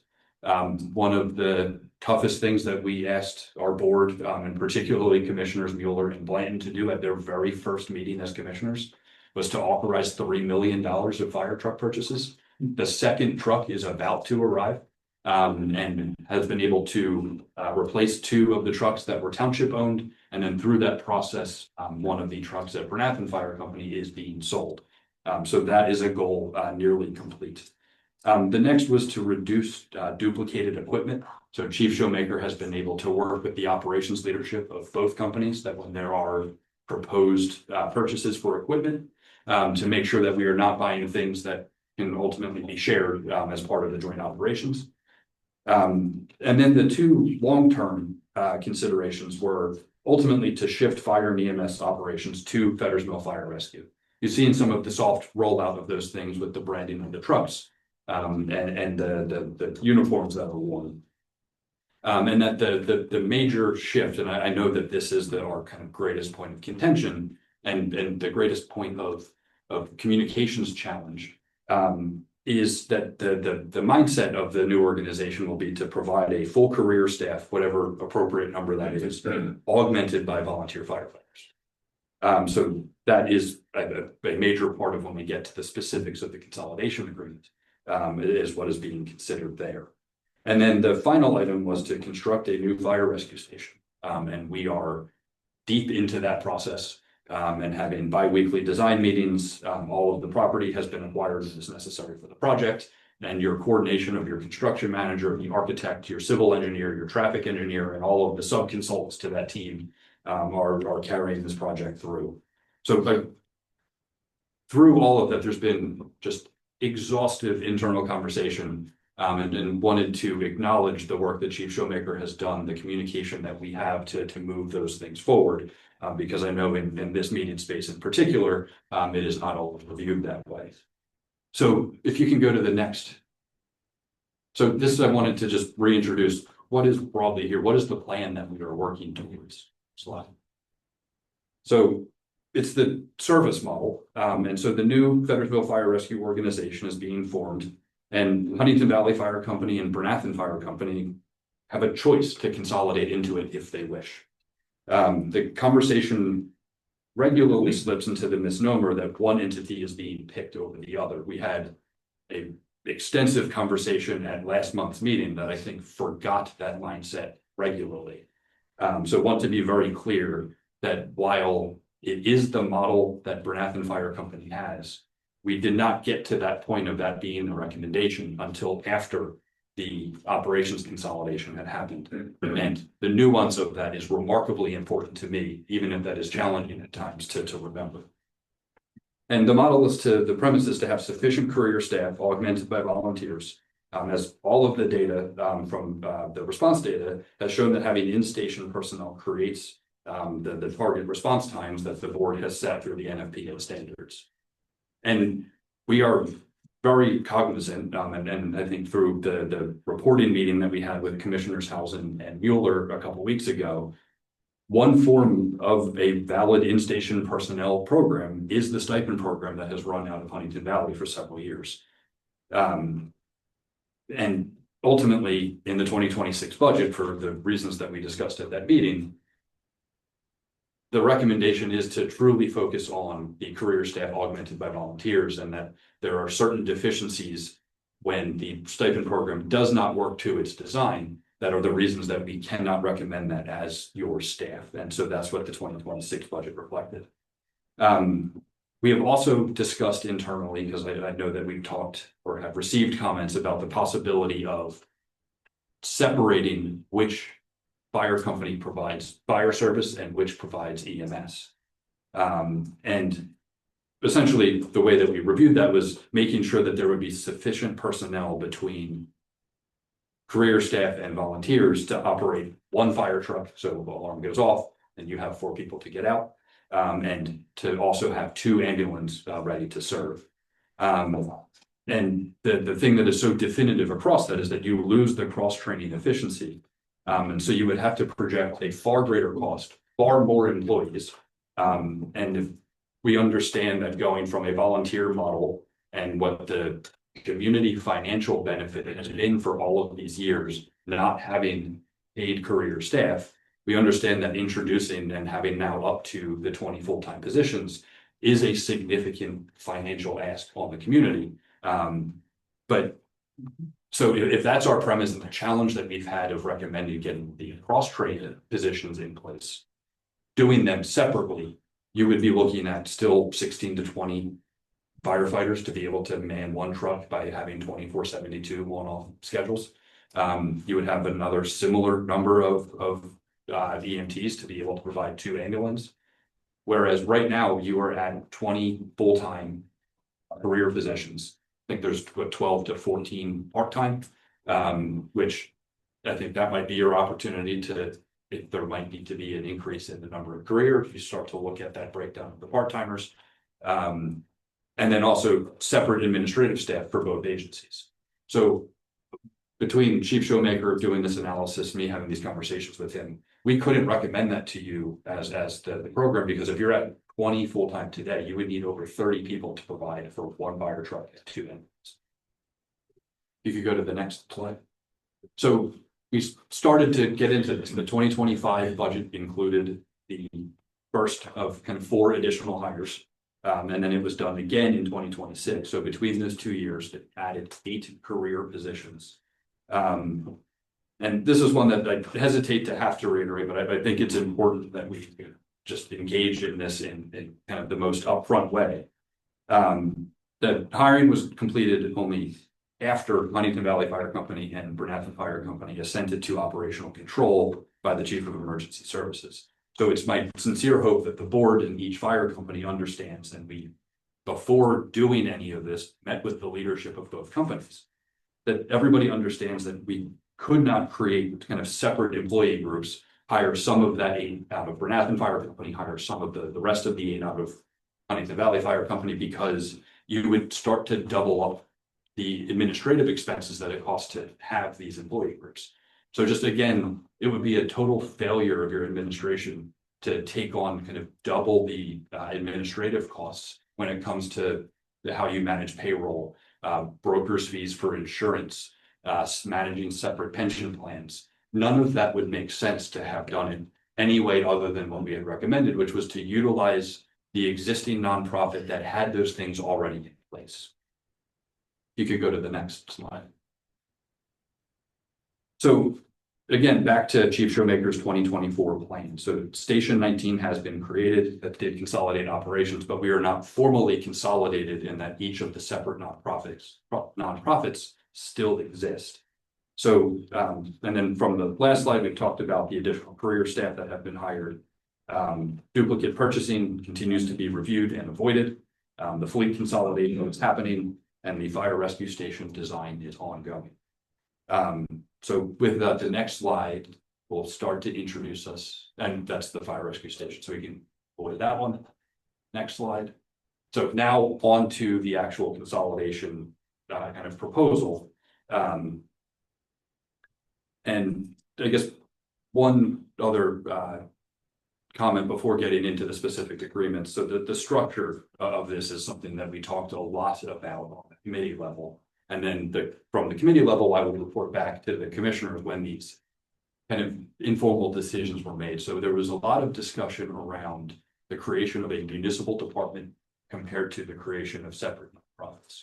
And any model that was going to continue having volunteers, which this board has made very clearly, and the operations model makes very clear that that is still a very valued and necessary component of the firefighting and EMS operation, that was always going to require a separate nonprofit. You can't volunteer for the municipal department. So if we had gone the municipal route, it would have created a new department. You would then work with the current employees to shift them into the municipal employees. And then you would have a separate nonprofit that would be where the volunteers would volunteer for. And then by virtue of that, that also means that you create a second nonprofit for a league association. So knowing that we were already going to be creating the nonprofits, amongst that group, just talking about the pros and cons of every structure and specifics of things that are obligations of first-class townships and boroughs, we determined that putting the career staff as they are today in a separate nonprofit to kind of create the mechanism for them to shift into the Fetters Fire Rescue Organization, but keep the employee considerations in a separate nonprofit compared to a municipal department. So with that in mind, then, I guess the first agreement that I would like to go through in detail is the consolidation agreement. And what is proposed at this point is 2 separate agreements, the municipalities being signatures to both. And then one of the agreements is proposed to Huntingdon Valley, both their operations and their relief entity, And then the other agreement is proposed to Bernathen Fire Company and their relief effort. And the reason that it was very important in my mind to keep those documents separate was for each organization to maintain its autonomy in what they choose to join for. Because it is an acceptable outcome that any one of those four entities could choose to not participate in this process. And then it would be up for the municipalities to figure out what is the implication of that decision having been made. So having those agreements be separate made a lot of sense to maintain that as part of the process. So I'm going to just run through some bullet points of what the consolidation agreement does. And kind of the highest level of them are what are on the screen. But what I'll say in my comments on this are a little bit more comprehensive of what is in the agreement. So in the sections that it breaks down into, the municipalities would agree to fund and designate. And I'm going to start using the abbreviations for all of the organizations. Would designate FMFR to provide fire and EMS services for the respective communities. The municipalities would designate FMFRA as the local relief association. Both the operations entity and the relief nonprofits have already been incorporated. So then from there, the municipalities would direct the consolidation of services into those new entities from what exists today. The FMFR Board of Directors would be established after the execution of the consolidation agreement. That board is proposed to be comprised of 5 members. 3 members would be appointed by the Lower Moreland Board of Commissioners, and 2 would be appointed by the Bernathen Borough Council. And that initial round of that board, as kind of a collaborative approach, calls for one of the members of the Board of Directors being a current member of Huntingdon Valley Fire Company, and then one member, a current member of Bernathen Fire Company. And then it acknowledges that the personnel of the operations entity, both volunteer and career, would be under the direction of the Chief of Emergency Services, who's currently appointed by the municipalities. Continuing upon the 2026 budget, the funding mechanism for FMFR would be based on the established 90% Moreland, 10% Bernathen Borough ratio. Same parameters for the Board of Directors on the Relief Association. They may be the same, but do not have to be. That's an important component of the state law on that. So similarly comprised of 5 members, 3 appointed from Lower Moreland, 2 appointed from Bernathen Borough, and that the initial Board of Directors for Relief would have 1 member from Huntingdon Valley Relief and 1 member from Bernathen Relief. Again, the municipalities designate, we receive annual state aid, usually around September, from a state tax that is collected. That is our allocation into who the board has approved as your relief association. So the Board of Commissioners last year did change that to be the Fetters Mill Firefighters Relief Association. So in 2026, that organization would receive that allocation. All of the municipally owned vehicles and equipment that are currently allocated to the respective fire companies would now be allocated to Fetters Mill Fire Rescue. The 2 fire companies, they may choose to transfer their assets, cash, equipment, apparatus, anything that they own into FMFR. Another important one is that the volunteers of both organizations may choose to become FMFR volunteers, and then they will retain any accrued time benefits, anything that defines things that are within those organizations and how you have access to them. All of that would carry over into the new organization. Similarly, the 2 relief associations may choose to transfer assets into the new relief association, and then the members at a minimum would maintain. But if it is members from the state of Bernathen organization coming into Fetters Mill Fire Rescue, if everybody is consolidating, there may be some members who gain benefits that they previously did not receive. And then both boards of directors would organize, elect officers, and adopt bylaws on a schedule set by the agreement after those individuals are appointed. The Board of Directors would supervise what are now the former Huntingdon Valley Fire Company and Bernathen Fire Company volunteers and employees. We'll talk later about how in the bylaws for the operations entity, kind of that supervision is then delegated to the Chief of Emergency Services. But similar to the Board of Commissioners, where you are broadly responsible for township employees, the Board of Directors of FMFR would be broadly responsible for the employees and volunteers. The both relief and operations entities will consolidate any existing obligations, contracts, standardized billings, things that they pay for. All of that will shift into the FNFR and FNFRA name. And then just an obligation of each of the existing organizations to provide a most recent audit report, copies of those contracts and agreements so that they can be populated into the new kind of operation. And notice of any obligations, claims, lawsuits. I don't believe that we really have any, but just having that as like an administrative thing to make sure that the new organization is aware of everything that is acquired and may be responsible. And then the agreement also calls for the municipal entities to kind of meet and collaborate about who will be the appointees onto the boards of directors of the respective organizations. So that is essentially a bullet list of point by point of what the consolidation agreement will do. Some of the more specifics that get into the operations are then in those bylaws, but I have talked a lot so far, so wanted to pause and see if there are any questions clarifying of the Board of Commissioners before I get into the review of the two bylaws documents. I'm gonna open it up to the commissioners first. Yeah, and then I think we'll do any public comment broadly on everything at the end, but open for now to the commissioners. Anything? Yeah, I have a question. April 1st, there was a meeting, correct, Joe? With Huntingdon Valley, Bernathen, and the board that met. Was it April 1st? I called you to ask you who was attending. Yes. I called Chris first, and then I called you to see, because I wanted to be involved in that meeting. But we had times, and I was told that Dennis was going to be there, so I called Dennis because I wanted to ask a specific question at these meetings, these joint meetings here, okay? I do believe, and John, this is where you may come in here, that with the borough now joining the union 5608, and I applaud you for that because I'm a big union guy. I believe in the unions, okay? But how can this work now?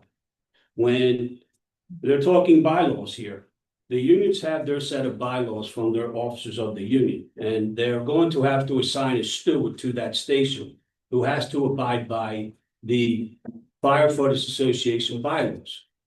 But the volunteers don't.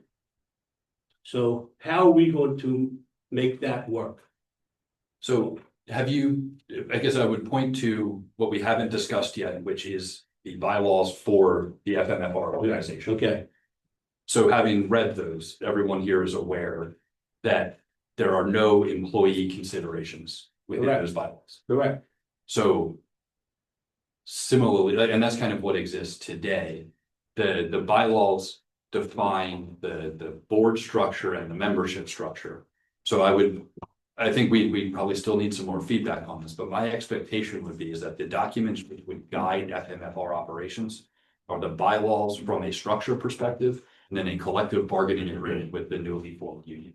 That's not true, because you have a state bylaw book. I don't know if you guys know about this, okay? There's a state firefighters bylaw that you guys need to follow now that you're in a union, okay? And you are talking about bylaws now for 4 months. I was a recording secretary in the union where we sat on bylaws. We didn't come to an agreement for 3 years. Okay, because there was, there as, this is, that is, all these words have to be changed from your bylaws to their bylaws to make everybody mesh as one. It's not gonna work. It's not gonna work. Because the bylaws aren't going to match. Now, if you have a steward here, our bylaws are in place. Our bylaws On the are union. Sorry? On the union. From the union. Right. I'm sorry, I'm Mike to be the union president. Yeah. Our bylaws have no bearing on Fetters Mill Fire Rescue bylaws. It's no different than it is right now. We fall under Bernathen. They follow their bylaws, we follow their employment rules. So the two are not intertwined. Sure they will be, come contract time. They will not be. This is not the first combination department. This is not the first combination department of Montgomery County. There's language that has We to are be well aware of the in a language. contract where bylaws will come up. We have bylaws, Right. and again, we're ready to address them. when the time is right. We are not gonna be Well, when using. is the time right? We're not gonna be using an excuse to delay this merger. No, it's not an excuse to delay, it's to get it right. Okay, nothing here that I'm talking about is a delay, it's to get it right. And right now, you've been in the 3 months of bylaws, but now there's another set of bylaws coming into play here that you're telling me now.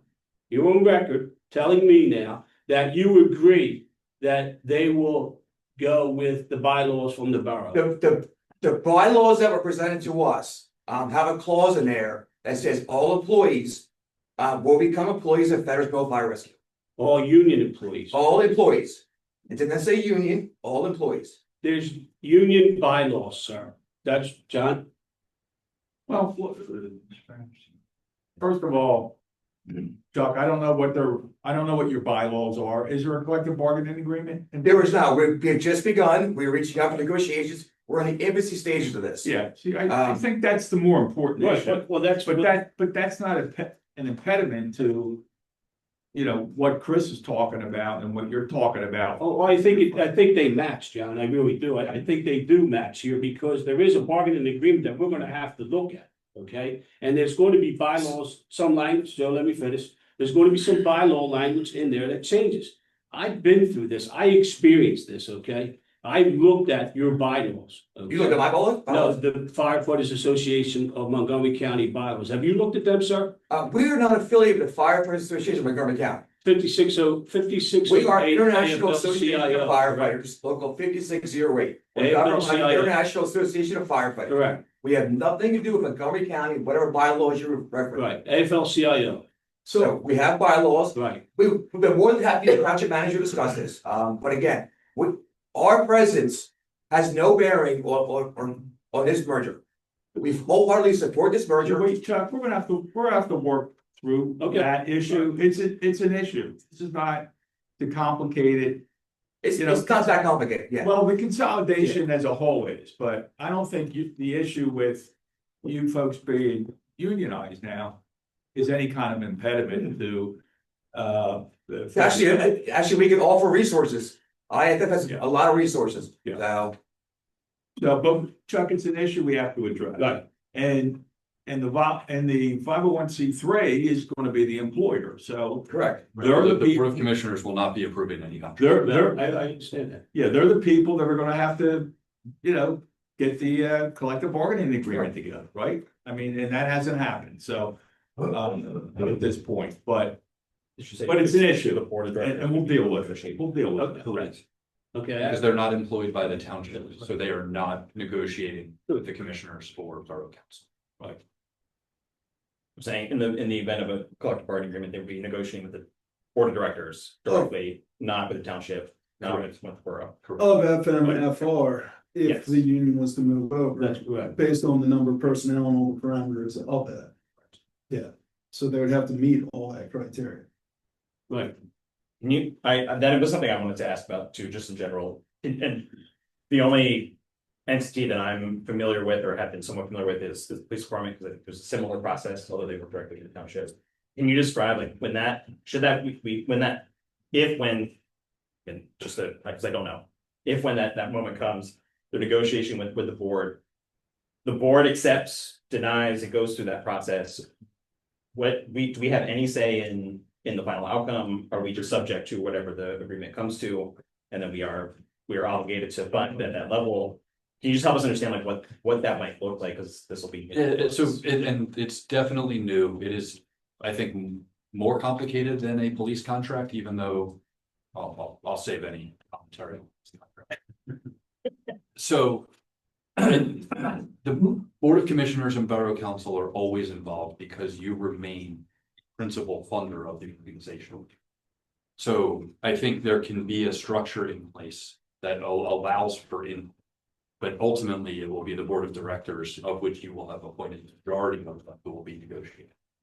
So in the hypothetical, they approved something that you were comfortable with. From a funding perspective, that will be something that we need to address, but they technically have the ability to do so. But we would not engage with them, would not be allowed to engage with them. I understand as I'm reading through this, like we would have zero we would have to have zero contact with them throughout that process or even other. Correct, because jumping ahead to things that are in the bylaws. So you cannot be a current elected official of Borough Council or the Board of Commissioners on the Board of Directors of the nonprofits. So, and then we also, I think through the consolidation agreement, call for kind of trying to protect that this is a separate component unit entity. So that me as the township manager, I can't go over there and start making operations demands in the same way that Commissioner Housing can't go over there and start making operations demands. We're trying to make it its own standalone thing where your way of having some authority is through the board appointments and through the chief of emergency services. But then we'll still be required to fund it, however their contract comes in, right? Yes. Which. That puts us in a bad situation. So I would argue that that situation has always existed as you have career staff in any department. You would see, Chris, we have a budget meeting, yearly, okay, that these commissioners have to agree on a budget for 2026. Now, if consolidation does go through, we may have say, but they're going to come back with a contract, 3, maybe 4 years. They're going to want to raise each one of them years. How can we budget our money? I would argue that we're budgeting it the same way that every municipal. No, this is new. We're not budgeting it the same way now. This is very new to us. So don't we have that for the police department right now? Well, we do have It's the same thing. budget. No, it's not the same with them. It's not. It's like the Teamsters with Public Works, but it's not the same. You're not gonna be bound by their collective bargaining. I understand that. That's what I was just going to. And whatever the price tag is, you're not gonna be bound by that either. Our taxpayers. No, What do you mean we're not gonna be bound? Yeah, can you? there's gonna be a funding request based on whatever the benefits are, a collective bargaining agreement. And then you're gonna make a decision whether to fund 100% of that or 99% of that. You're not bound by that. It's like, you know, the nonprofit corporation is responsible for the funding essentially, and they gotta come to the township, right? Yes, and inherent to this entire time where we have been recommending that there will be career staff. Every year it will always be more expensive. Okay, so John, my next question, career staff, profit or nonprofit? What do you mean? It's a 501. It's a 501c. So Yeah, 501c. Huntingdon Valley, nonprofit, correct? I'm saying- Borough, profit or 501c? When you say borough, they're a local government. Local government. No, you're talking about. I'm talking about 501c. the 501c3. They're Okay, they're nonprofit also. Yeah, they are. Okay. Yeah. So this is the same situation, except now you have a unionized group. Right. In there, and you know, they're gonna have to manage their finances, and and the union's gonna have to, you know, negotiate with that nonprofit board. Right, and unlike any municipal department, we actually, through FMFR, have a significant revenue component through the EMS operation. Yeah. Dennis. How did we come up with the 3-2 split? Essentially well, I mean, the group that was talking about this was the prospective managers and solicitors.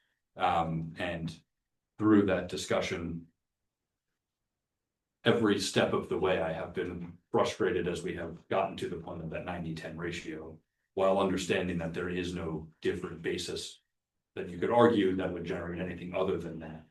So my argument was that the township had to have the majority stake in both boards of directors. So why not 4-1 to be more equivalent to the funding ratio? So but to me, the way that we dealt with that was that the large expenditures do require a 4-1 vote. So we wanted to build in a mechanism to protect what both organizations are bringing, but particularly Bernathen Fire Company. And just as a ratio of 4-1 just seemed excessive. And you are aware of the supermajority aspect of the bylaws with anything over 50,000 has to be a quorum. person majority. Yeah, I understand. I think my thought plus issue was more that if we are rooted in, and from what I can see in these agreements, we are effectively memorializing 90-10, unless there is language that I missed that allows us to renegotiate that over time. It would seem to me that leadership and contribution to leadership should follow similar ratios. I get there's different voting requirements for different things. But if Lowell Moreland is going to be contributing 90% of the funds, it should have effectively 90% of the voting power. Obviously, you can't do 4.5 people, but 4 is a compromise there. Right, and I'm just, you're doing simple math of dividing 5 into 100. But 3 votes is 100% of the decision making. Always. I understand that. So I disagree with your premise. So, and this, again, we all know it's gonna be a 501c3. You know, my background is as an accountant. And I didn't think that 501c3 boards could report to a government official.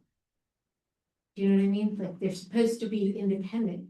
So you're highlighting one of the concerns that was in what Huntingdon Valley presented to us. Oh, well, That is a good question. that is an issue, okay.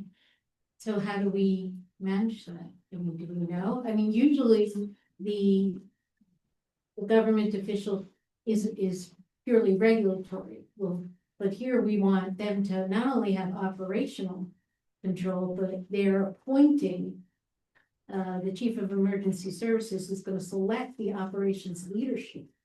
That's like, those are big things in a 501c3. I'm worried that we're gonna have some legality issues. Yeah, that's one of the issues that the Huntingdon Valley raised. It's an issue of how much control does the municipality have over the 501c3. So we may need to separate that, but we have to address that. You know, we've got, tax attorney who's looking at that, and we've got to talk to the Huntingdon Valleys. They have legal counsel. You all have some of that information, but there's got to be enough separation distance that the 501c3 isn't possibly affected by their status.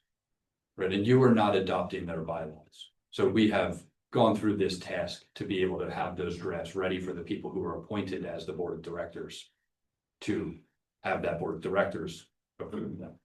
But you're right, there's research to be.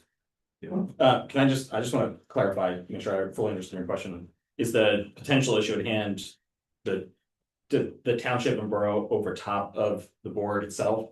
Are we talking about the chief of emergency services sitting in between the board and every other employee of the 501c? Because the chief of emergency services is going to remain an employee of the township. As proposed today, we have discussed whether there would be wisdom in future iterations of that position being appointed by the board of directors and having that separation. Okay. Is that what you were getting at, Ruth? And again, Yeah, or is that I mean, part of this? That's the only way I see it being practical. You know, from a tax accounting point of view, in order to maintain their 501c3 status, the chief would have to be a member of 501c3, unless you know of other examples, but I couldn't find any where that structure is in place. It's different when it evolved organically than when you've got it memorialized in writing, and this is the structure you're looking at putting in place. So I think we have more exposure because we have it in writing and we're putting it in place in a brand new environment. It's just, I'm worried about that. And also please note that like the library, the Huntingdon Valley Fire Company is a legally separate component unit of Lower Moreland Township.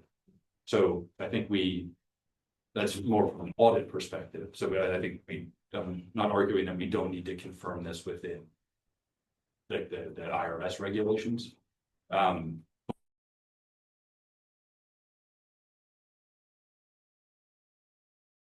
They are a separate nonprofit.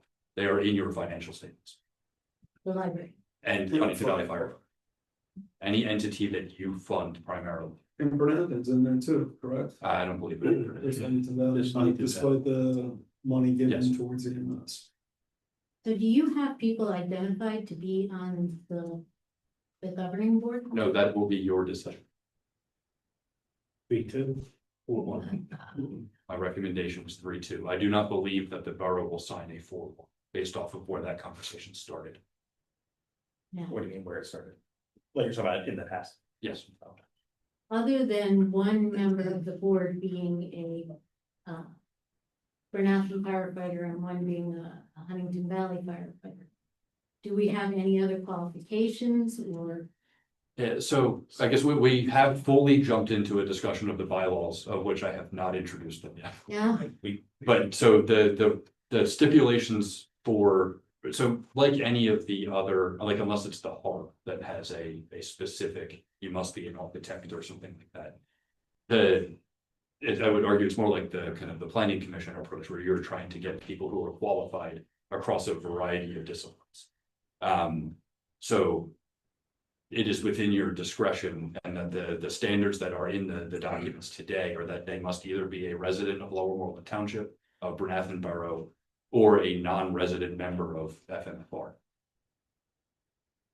Yeah. Pretty broad. I guess we'll have to have people apply to become members of the board. Yeah, I would say that we would advertise it the same way that you have done for all of your non, or like volunteer boards and commission this year. We would let people know that we are seeking candidates for this specific role. And if I remember right, in the consolidation agreement, all of these things are supposed to be done within 60 days. So that was just language that was put in there to try to move this along. I think what we ultimately recommend. That when we have a meeting scheduled tomorrow to make revisions based off of this discussion. For the amount of time it's gonna take us to actually see the board and get everything else done. Okay. The premise for needing to get it, because it is incorporated and needing to have the board meet and organize. The premise for that is that the administrative task to do all of this shift is gigantic. Every vendor needs to be converted to FMFR.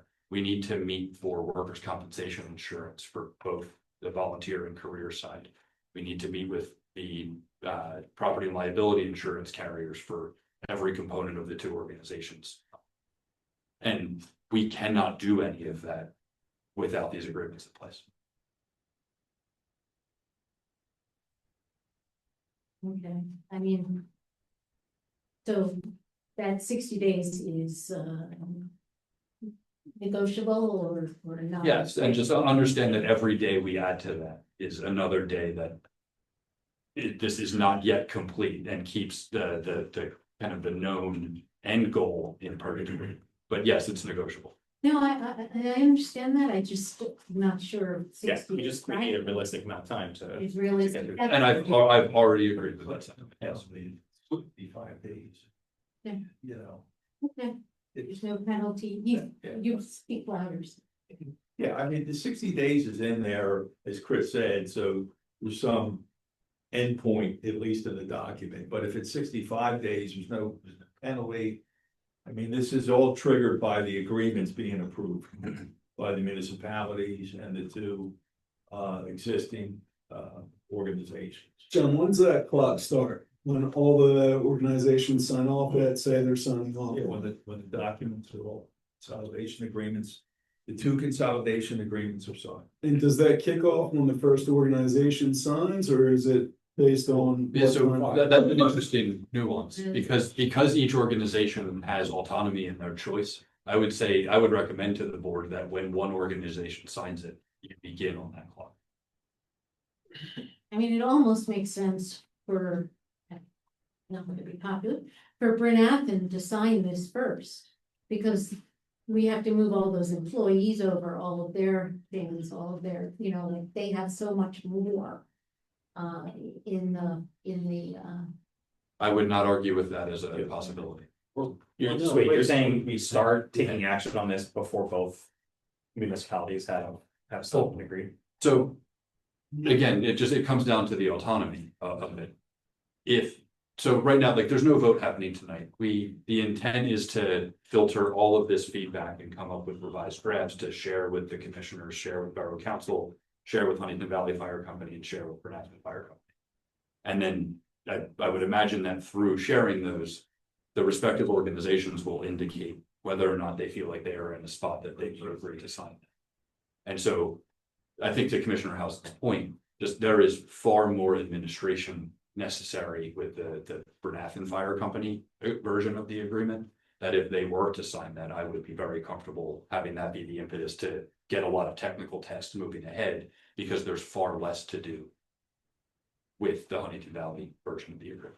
Because there's a possibility too that one of the 4 organizations don't participate. Correct. Right, so you could have one of the 4 that decides not to be part of it. So you would still want to keep the other 3 moving along. Right. And when we say 4, it's the 4 nonprofit organizations that are the 2 municipalities as well. Right.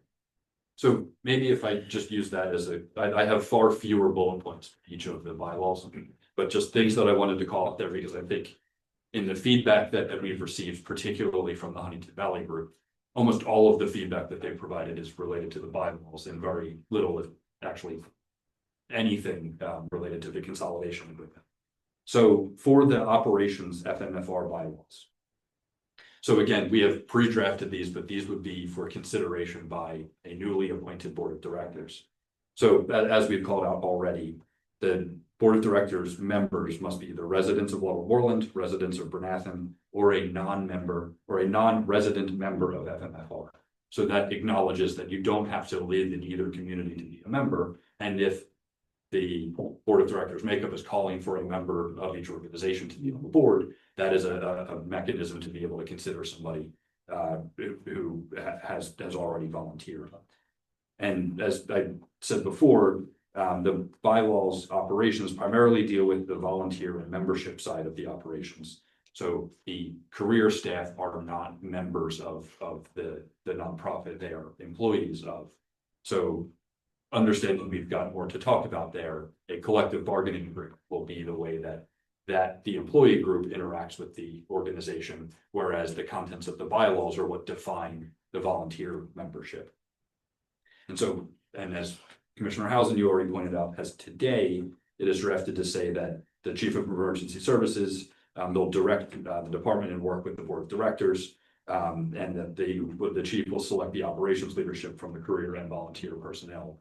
If we need to make an adjustment to that, I think that's a conversation that we can have. And then here, the biggest point of contention, but it is something that we talked about extensively, and for all of the time and conversation that has gone into this, is a part that I have to recommend to the board. So the members of FMFR, and there's different type like membership categories that are defined in those bylaws. They will not vote on FMFR business. So that is a fundamental change from the organizations that exist today. And I know that is a very challenging point to bring up. Only the board of directors will vote. Similar to the board of commissioners, you vote on behalf of the constituents that you represent. So that is more so mirroring that structure. Sorry, is this the relief act or is this the company? We are in operations right now. Okay, operations. You're going to hear me say something similar about relief. Yeah. The board of directors will then select the officers of the organization amongst themselves. So very much like a board of commissioners might do, the president, vice president, treasurer, secretary will be 4 of the 5 members of the board of directors. The opportunity though to participate in that process is that members attend meetings, can speak to any agenda item, can be appointed to the committees that the president may form. There's 2 standing committees, but then there's also the ability to form temporary committees based off of whatever business may be of interest to the organization. So members would have the opportunity to participate in those committees. And then just the regulatory oversight components that are built into these bylaws are things that one thing that we already do today, which is a full financial audit done on an annual basis. And then the other, which I had referenced before, is the supermajority threshold for large purchases. And honestly, that really more so works in the direction of the current Bernathen Fire Company because of the scale of assets, both from an investment perspective and an equipment and apparatus perspective that they are bringing into the organization. Just from an equity standpoint, if the organization is bringing that scale, we thought that it was fair that one of the borough appointees would also have to vote for something that would be any expenditure greater than $50,000. So those are the points that I had about the operations bylaws. Now to get into relief. So I had a meeting a couple of weeks ago with Craig Colbert and Bill Wildman, and they shared with me the legal analysis of their attorneys at Kozloff Stell. And what was expressed to me was that the contents of the letter that was provided was that what we were proposing, which was a similar board of directors structure, which may be the same people as the board of directors of the operations entity, but does not have to be. And that there was a statutory basis contained in that letter for why what we were proposing could not be done. And having read that letter now several times, that letter does not do that. It instead conveys an impassioned position that what the township is doing is taking away too much control of the members, and that if we do that, they will not consolidate. But within the State Relief Act, and within bylaws that we have read of other recently formed organizations, there was not any legal analysis that I found in that letter telling us that we were incorrect to do this. It's possible that through some other mechanism, there's something that we have handled incorrectly here, but so far I have not seen it, and that letter did not do that. So with that as the kind of the preface, the bylaws are primarily drafted to broadly conform with the Volunteer Firemen's Relief Association Act. So we'll call that act moving forward in this conversation. And when we were looking at that, we had really good bases as examples. Huntingdon Valley Relief, their own bylaws, kind of do the same thing. They broadly talk to what is permitted under the state act. Bernathen Relief similarly does that. The recently formed Upper Moreland Relief does that. Where Huntingdon Valley's differed was that there's a list of, I think, under the most recent amendment, there's 20-something categories of eligible expenses that relief associations may authorize. So to do this most simply, the bylaws would just reference if it's permitted by the act, you're permitted to do it, and therefore the program would be established by the board of directors. But through my conversations with Craig and Bill, the thing that I have conveyed all along, and sometimes it strikes me that I don't know that this is being conveyed more than that, is that the program as defined by the recent amendment to Huntingdon Valley Relief's bylaws, we're trying to mirror that exact program. Or if we think that we cannot mirror it, come up with a way that is expressly authorized under the act to offer the same benefit. So in the draft bylaws, in the very first section, there's a list of 3 types of eligible expenses. And item C is an exhibit, which based off of my collaborative conversations with Craig and Bill, defines the program under the different insurance categories that they have, and tries to paint exactly what they provide. It was interesting to me that there is no reference to that in the attorney's letter that was given. It had everything to do with the authority to make decisions, but there was not an acknowledgement that if there was a benefit promised to a current volunteer of Huntingdon Valley Fire Company who gets that benefit through relief, we were trying to mirror if that was offered today, it will be offered through Fetters Mill Relief. So that to me is just kind of an outstanding item, given that that letter says that Huntingdon Valley has no intent to consolidate and disband its organization. If that opinion does not change, I would recommend removing that section and just leaving it more broadly as to anything that's authorized by the act, the board of directors can authorize. But if Huntingdon Valley does consolidate into that process, then very much, I've said it in our budget meetings, I've said it in the committee meetings, I have said it in the private conversations. It has always been our intent to offer that. And then again, similar to the operations entity, but with one extra consideration, kind of the built-in regulatory oversight. So relief associations, because of the state aid allocation, go through a compliance audit with the Auditor General's office. We go through the same thing because we receive funds to offset our pension expenses. So it's less regular now, but 3 to 5 years, somebody from the Auditor General's office will come out, be in our office for a few days, annoy the heck out of EJ and pull a bunch of documents. So that is done for relief associations. But that's just a compliance audit.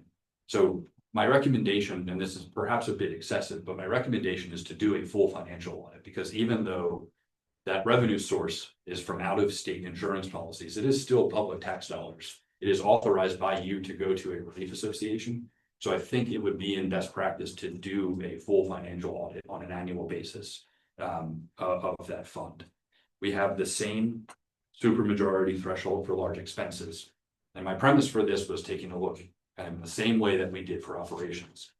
Bernathen Fire Company is bringing significant cash and apparatus and equipment assets to the operations entity. So we thought it was fair that if you were going to spend any meaningful amount of that, you need a supermajority of the board.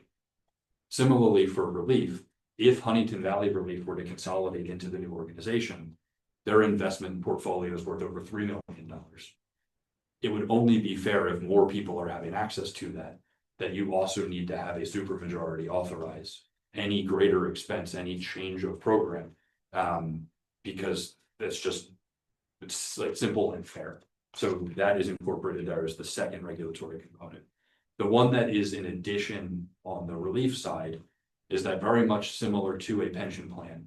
When you are volunteering and accruing the years of service to gain access to benefits, you can define what the long-term value of that is.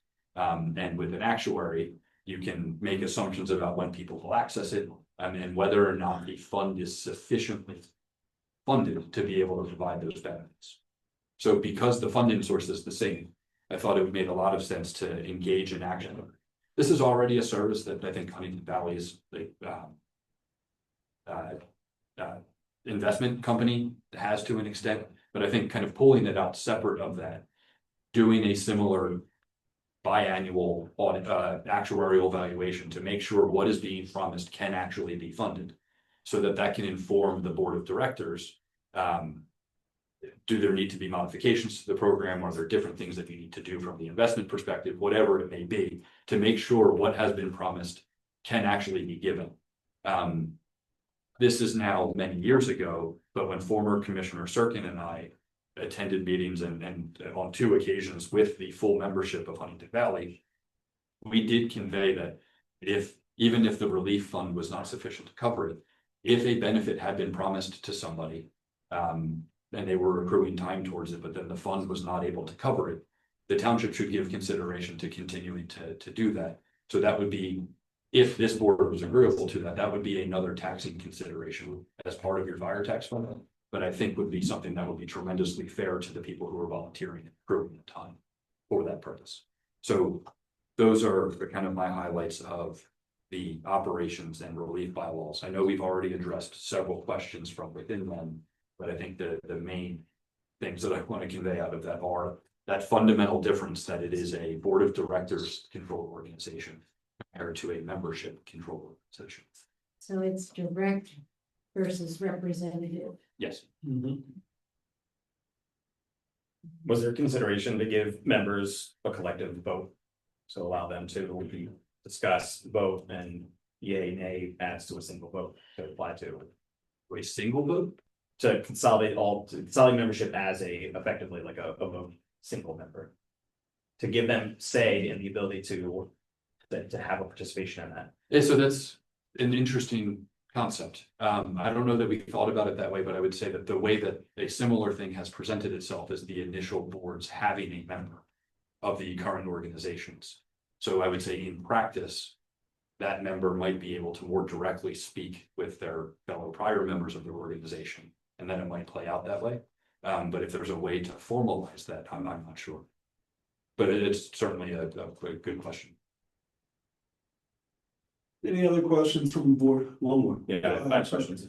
Chris, in our Dropbox, Huntingdon Valley Fire Company submitted 5 questions. Yes. You sent them to us. Have all of them been answered?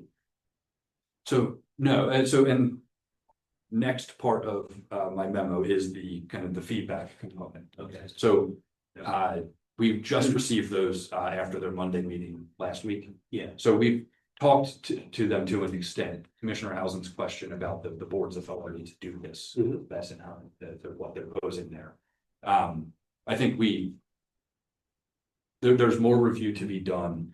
Some of them are like valid questions of just making sure that you have appropriate legal authority, but some of them I think are more in the vein of the attorney's letter, which are more of a control perspective. So I think just that's the filter that I would. I have a question just to clarify. Can you describe if or how membership definitions in the bylaws are different than how current membership is defined? Yeah, so that's one of the things that I think just because we had pulled in a couple of different draft, like different entities bylaws to make sure that the membership language that is used across Huntingdon Valley and across Bernathen Fire Company, making sure that they are the appropriate terms that are in the operations and the way that those terms then carry over to gain certain benefits through relief, making sure all of them are consistent. All right, and there's a lot of documents to go through, so I thought I saw when this goes all through, everyone is effectively grandfathered and everyone's a member. Everyone who's currently a member of either Huntingdon Valley or Bernathen, yes, becomes a member of it automatically. And then they have to maintain that membership at their choice. So at their choice, yes. So the mechanism for that would be hypothetically, every organization signs off on a consolidation agreement. I think we would have anybody who wishes to come over, like newly apply into FMFR. But if they do so, any of their years of service, any of the things that they've done to kind of accrue towards benefits or however that's defined within the organization, all of that would come over with them. So it would not be anybody who's volunteered for 35 years starting at zero. It would acknowledge that they have volunteered for as long as they have. So like the biggest premise being, if you are a life member of Huntingdon Valley and being a life member gains you certain benefits in the Relief Association, you would continue receiving those through the Relief Association if Huntingdon Valley Relief consolidates. If you do not, then Huntingdon Valley Relief is not affiliated with any organization, and it would be up for their own legal counsel to guide them as to how that money can be distributed. Because at that point, they're not affiliated with an organization that the township has designated as its father and EMS entity. Correct. And then again, just to clarify, we talked about how the chief of emergency services under this current iteration would appoint leadership on an operational side. Are those employees or are those members of this? Both. They're both. So yeah, That's one of the questions. The operations, like from a chief, lieutenant, whatever. Yes. Would be comprised of both career and volunteer personnel. And the chief would dictate it based on the current. Okay, but employees, career are not, anyone who's in leadership whose career is not associated, is not affiliated to this, or is not governed by this directly. It's just anyone who might be volunteer at that level. So because ultimately the bylaws are talking about membership. Yes. So like that is a component that would apply to both. And we talked about before, there's separation between membership as a function of volunteers. It's volunteer partners in the Relief Association will be. Well, no, in the operations bylaws, it does talk about that the chief of emergency services names. So that is correctly from. What you clarified was the chief has the ability to name in leadership from either one of these two sort of buckets of people. Correct. Just for lack of a better term. Yep. Okay, that makes sense. And if you've been a member of Huntingdon Valley or Bernathen Fire Company, are you automatically gain membership into FMFR? So if you choose. If you choose. If you choose. If one, yeah. Yes. So it's really at the individual's discretion. Correct. You will not turn somebody down. And that's only if the organization that they're with signs on for the collaboration. True. Yeah. Now, Just to clarify. but say hypothetically, like people are members of multiple firehouses. So somebody from an organization that did not consolidate, if you have a volunteer that says, I would like to volunteer for your organization, you are finding a way for them to volunteer. But some of the parameters around how that works do require the existing organizations to consolidate to be able to acknowledge all of the prior service. Right, so as an example, if I was a volunteer for an outside municipality. And I wanted to volunteer, I was volunteer for this outside municipality for 10 years. I could volunteer for FMFR, but I wouldn't, my 10 years of service someplace else isn't gonna carry over. I wouldn't get those same benefits. However, if it happens to be Huntingdon Valley or Bernathen, then it would carry over because those organizations have merged. As long as they're signed on to the collaboration. Correct. I have some questions about the amendments. I just want to make sure that language is, I'm having a hard time finding some of the words. So we talk about length of time, at least 30 days for amendments. There's 3 meetings that amendments have to be sort of looked at and understood before we go through them. But then the second point, it talks about supermajority. So this is upon third reading at an association regular board meeting, the proposed amendment shall require a 2/3 vote of approval of the association board. Does that mean collectively all that is a membership vote? So no, that should read, and this is one of the notes that I have for our meeting tomorrow. It's a super majority of the board. So the board and the board alone has discretion to amend the bylaws. Correct. But then I also see here municipalities we're being presented to, but we don't have a say in that. So we're not voting. You don't have a formal vote, but because they are a legally separate component unit of the municipality, they need to let you know and give you a chance to weigh in on it the same way that a member would have the chance to weigh in on. Okay. But otherwise, it is fully within the discretion of these 5 individuals to amend these bylaws as they see fit. Yes, and the check on that being the same check that you have today. That's what I'm trying to understand. What's the check on that? So right now, the membership of either organization could change their bylaws on either relief or operations. And your check on that has always been that you control almost all of the money that they receive. So if they make a change that you do not like, I think that is the kind of the threat is that we are going to modify the funding minimums. Okay. Because that's what you have today. I mean, without any direct appointment situation where we find ourselves in this situation. Oh, absolutely. Which I think that's the premise of why we recommend that you have the majority appointment of the individuals on that board. That they shouldn't be people that are ultimately then going rogue of your appointment. Right. And also there will be an appointment that comes due every single year in the duration structure. Every 5 years. So it's every year. So no, it's so it'll be 3-year appointments, but in the initial board, you will appoint somebody to 1 year, to 2 years, and to 3 years. And then after that, they will be subsequent 3-year appointments. So every year, one of your 3 appointments will come due. So max terms 3 out of 5, yes, I got you. And then Bernathen has its own. They'll do 2 and 3 years. But there would be 1 year that somebody wouldn't come due for the borough. Yeah. But again, we're less concerned about that because 3 votes outside of a change to the bylaws or a large expenditure, 3 votes do the business of the organization. We still have some work to do with the bylaws. Right? So yes, I think there's amendments, edits to be made to all 3 of the drafts. And so I've received prior to today, no comments from the commissioner. So this is awesomely helpful to be able to then incorporate things into those drafts and then distribute them to everybody. Well, with what you sent us, there's a lot to go through. Right, which is, I mean, we're still going through them, and we're asking questions that what I've seen so far, okay, but I haven't been through the entire package yet. Okay, so there's a lot to go through here and a lot to put on this board. I think we're going to need more than just May to go through all this wording here to make sure that we're doing this properly before we even take a vote on consolidation. I'm nowhere near ready to vote because I'm not, what I got in from you and from feedback from other people, there's a lot to go through here. That's certainly fair. My recommendation still is that we should bring revised drafts back to the board on May 12th. If that is not your consensus, I will not do it. I think we ought to bring the revised drafts back. We can talk and we'll about see it. where they're at that point. If we are able to vote on them at that point, we will. Well, Wait, think do it's they have to be important. advertised? They No, don't have. no, they don't have to be advertised. I think it's important for us to keep the process moving Well, forward. no one's saying that.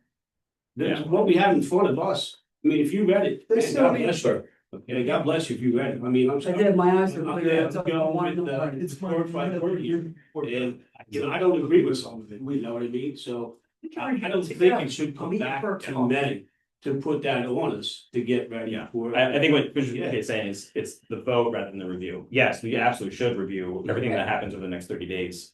Sure, And I definitely. would like for all reviews moving forward. I mean, right now, unfortunately, any like membership of this board in these meetings has been shrunk.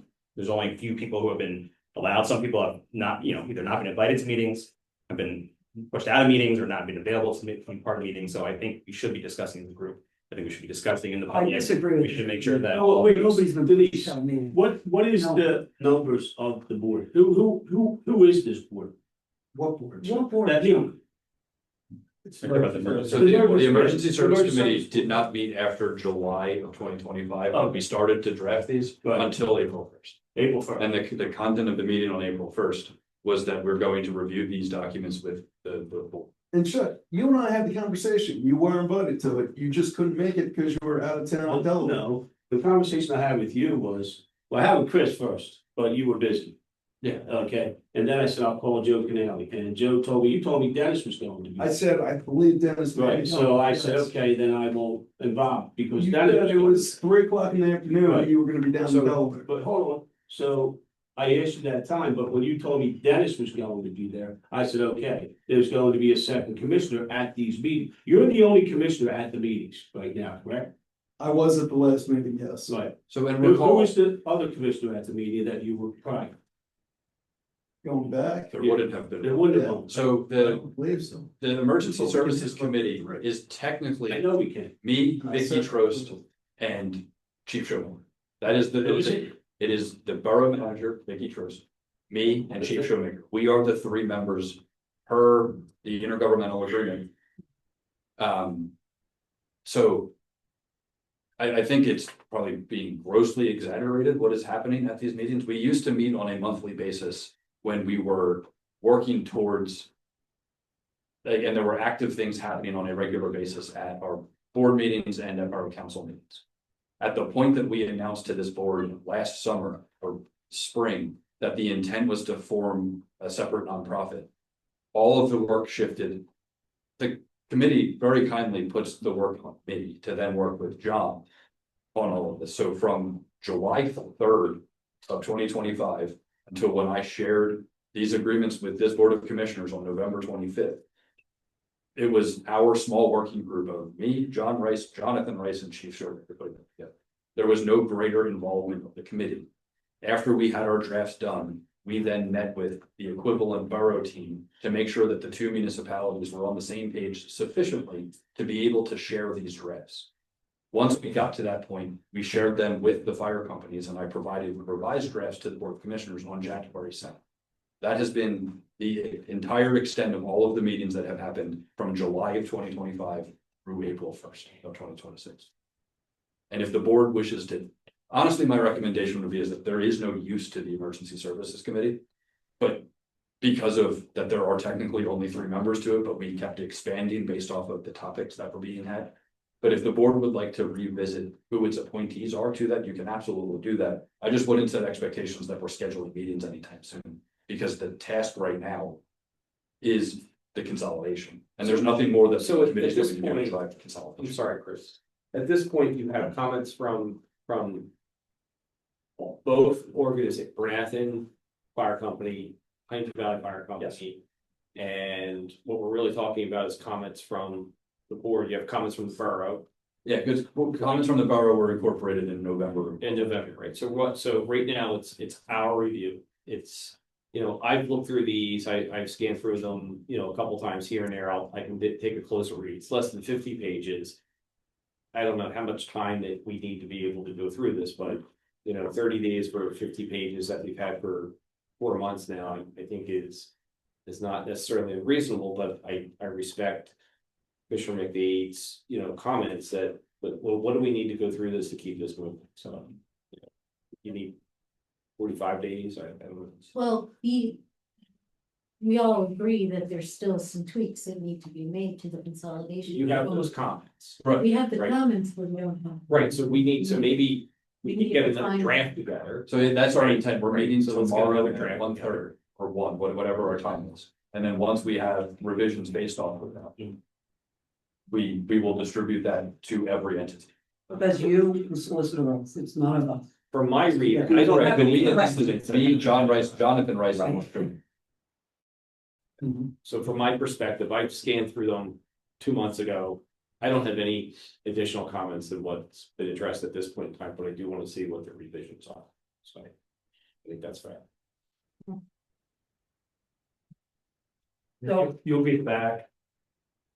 You know, the agreement, the two consolidation agreements, and we'll highlight, you know, because there's some just consistency edits that have to be made. Because of the way this was put together, but this has all been back and forth with drafts, how to do it. You know, how many agreements do we need to put together? We ended up with 2. And then also trying to consolidate the bylaws. Because the bylaws of the of all the organizations are different. You know, so. But there's consistency, so that there's that, and then there's the issue of just the tax issue. 501c3, which we recognize. And we will answer the questions that we got from Huntingdon Valley. I just saw them. What's today? The answers to 5. Yeah, we're gonna answer all that's gonna get answered in writing. Okay. Yeah. Okay, so I know Commissioner McNally is going to get ready to open this up to the public. And, this is, there's firefighters in the room, sat here with us all night. I appreciate this. It's 10:10. We started off with a beautiful presentation to Emil Dix, who gave 70 years of service to our community. We're talking about documents, we're talking about how this is all gonna look. And we're going for public comment, and Even though there's no decision being made there's today. no decision, and really what's in front of us is really, it's about providing, safety of life and property. So Is if you there want to a make a fire? public comment. No. Go ahead, Joe. So I'm gonna open it. I'm gonna open it up to public comment at this time. Come on up, please. State your name and address.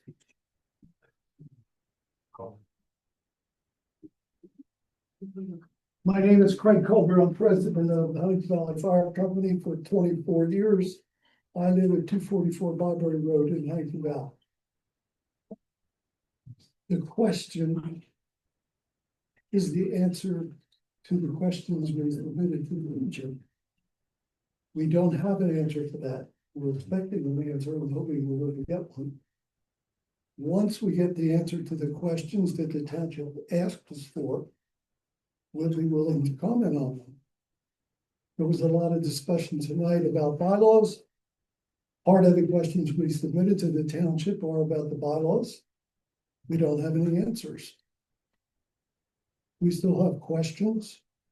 We're willing to wait, but we're hoping we get a response. Yeah, when did we get the question? I got Monday it last week, and then I summarized them and sent them to you by like Wednesday. Right, so, I mean, we've been waiting for the questions, Craig.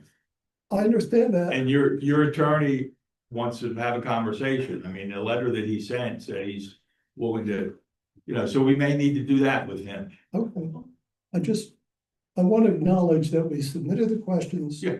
We're waiting for answers. Okay.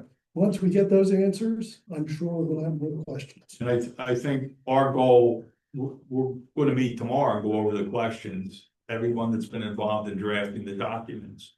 And we recognize there's some consistency issues with bylaws and the verbiage. There's an issue regarding legal authority.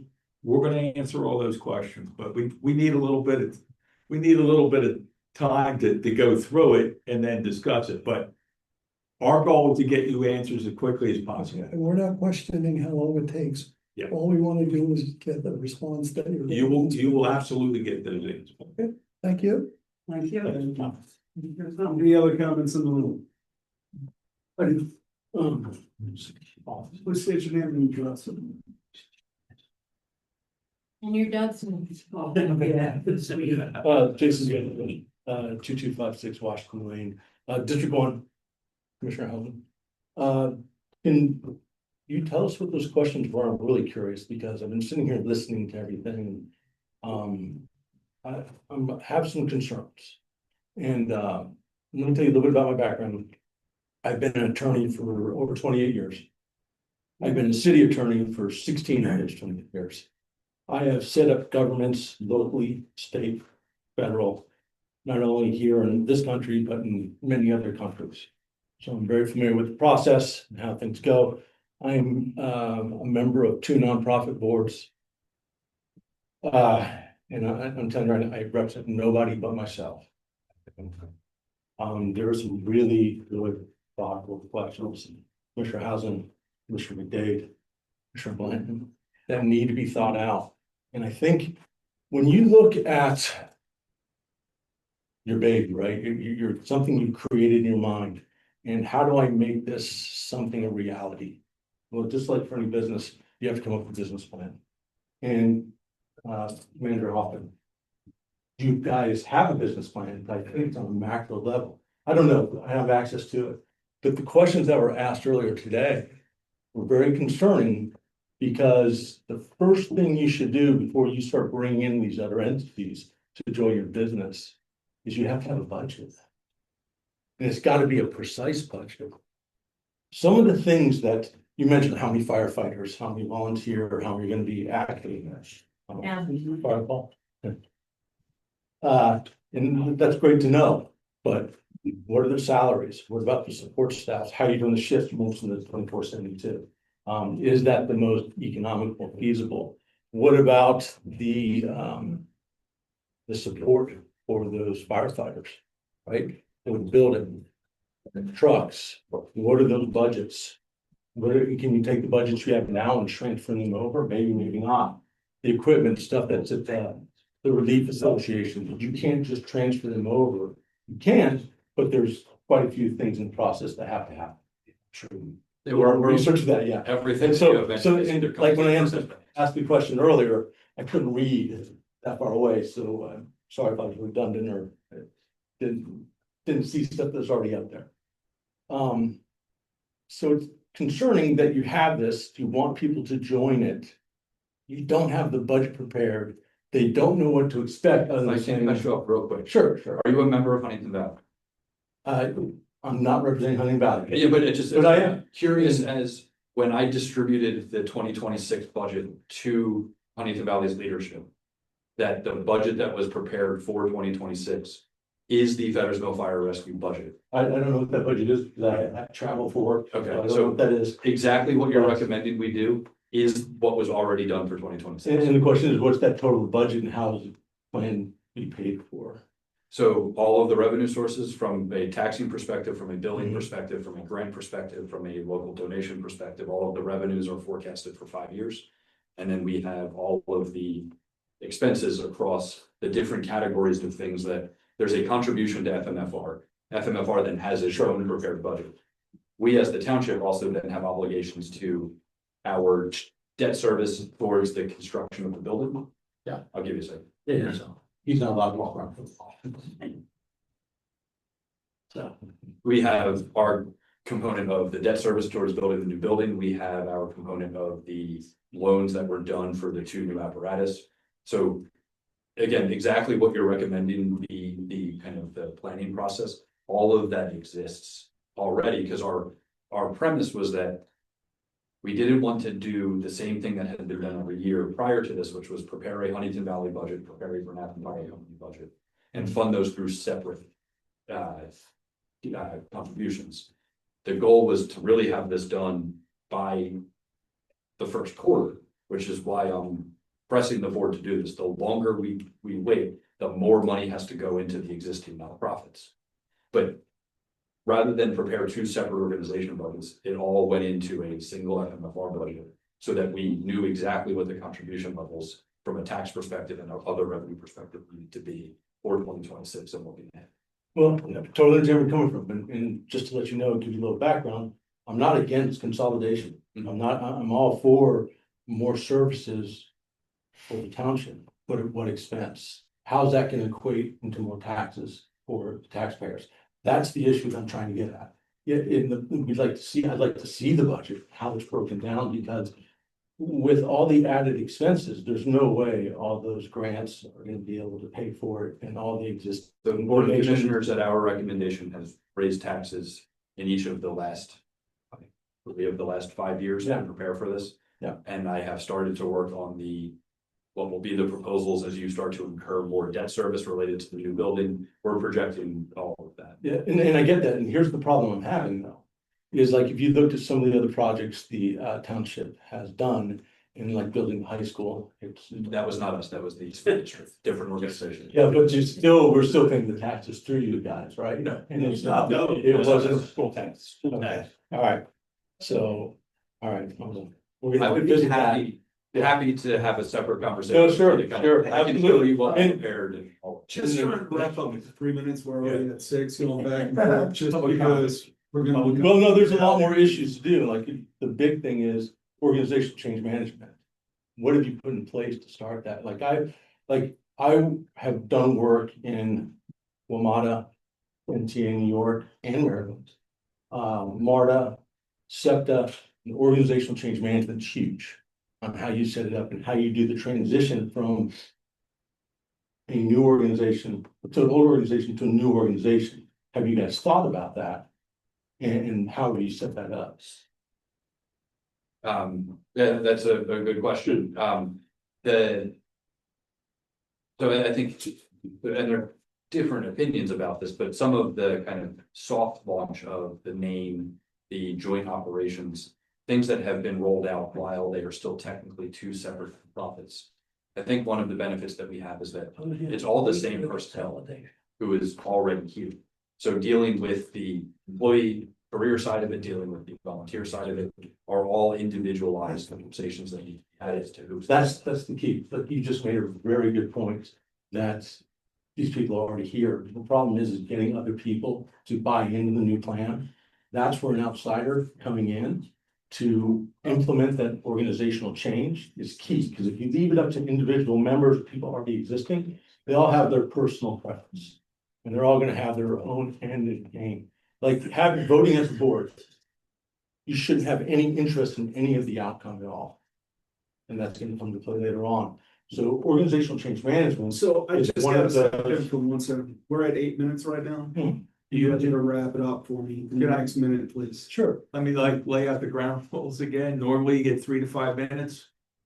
And it's not a cross-examination, it's public comment. Well, let me ask you this, if somebody's replying to me and I'm No, doing. it's not, let me ask you, it's a public comment, so. Do that without answering. Okay, then let me ask you one question, then, if this is a public comment, when do we get a question and answer session as a public? I think we've had it all night. No, but you're saying this is public comment, that we can't have a thoughtful Question and answer, conversation. a question and answer for you would be, make an appointment with the township manager. And he'll answer all your questions, but it's not for this meeting. Okay, and that's fine, but I will say this, hearing some of your plan, that's everyone's taking part of. There's some big concerns when it comes to running a nonprofit, who gets to say what. And I would ask you to reach out to the Pennsylvania Volunteer Firemen's Relief Association, and they will comment on anything you send. And they will say, hey, this is great, but this is I bad. love when we're on the same page. Thank you very much. Appreciate your comments. Yep. Any other comments in the room? Come on up. Do you allow a non-resident speak? Sure. What's your name and address? I get it. Get the 3 minutes. You have 1 minute. I get it. Ryan Riddell, I live in Hatfield Township. I've been a firefighter EMT at Bernathen Fire Company, serving Lower Moreland Township and Bernathen Grove for around 5 years now. What was your last name? Ruddell, Ruddell. So I'm the vice president of Local 5608, the Fetters Mill Professional Firefighters. We appreciate everything this board has done in terms of this consolidation effort. We appreciate everything that Bernathen Fire Company has done in terms of this consolidation effort in the borough. We support it because we think it's the path forward and the best possible way to provide the best fire and EMS service for your residents, right? So at the same time, we're not a line item on a budget. We are people. We come to work every day. There's 25 of us. 25 of us that are members. And so, you know, if there can be a mechanism in this new organization where the employees and the bargaining unit have the opportunity to bring our ideas to the FMFR board, or, you know, be a part of that process as a non-voting advisory role, whatever that would entail, I think that would be efficacious for everybody involved. At the same time, we realize that if we're gonna make an agreement with a 501c3 nonprofit and reach a CBA agreement, that's then gonna go to Bernathen Borough and Lower Moreland Township for budgetary approval, we wouldn't wanna see that funded at 90% or 80% or 50%. So if there's a mechanism that we can establish where that can be reviewed, where we have an idea of what that funding is gonna be, so we're not shooting for ludicrous, we're public servants, and we're here to serve the public. And we have a duty to not put an undue burden on the taxpayer, but at the same time, there are concerns of the employees that they want to see addressed. So that's really all I have to say. I appreciate everything you guys have done. We'd like to work collaboratively in this process. I think we support Mark Schoenmaker. Well, I know we support Mark Schoenmaker. I don't think we support Mark Schoenmaker. We support Mark Schoenmaker. We support this process. And like I said, we hope to work collaboratively. So thank you. Thank you. Next one. Any other comments in the room? Yes, Dr. Gerald Smith on 3569 Cranberry Drive. Been a resident for 47 years, my first time at a council meeting. And tremendous confusion, that's all I can say. Bottom line is, suppose the volunteer fire company doesn't want to consolidate, what do you do then? Thank you for your comments. Any other comments in the room? I'm gonna open it up online.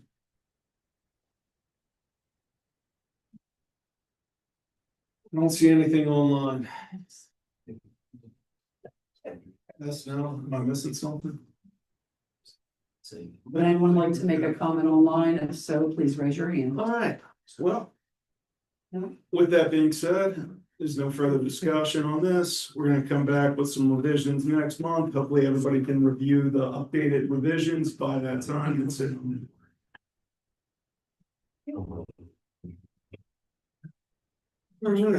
next item, we'll give everybody a minute who wants to take off. Have a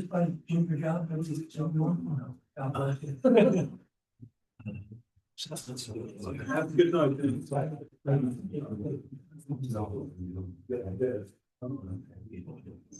Thank you all for coming out. Thanks for coming out.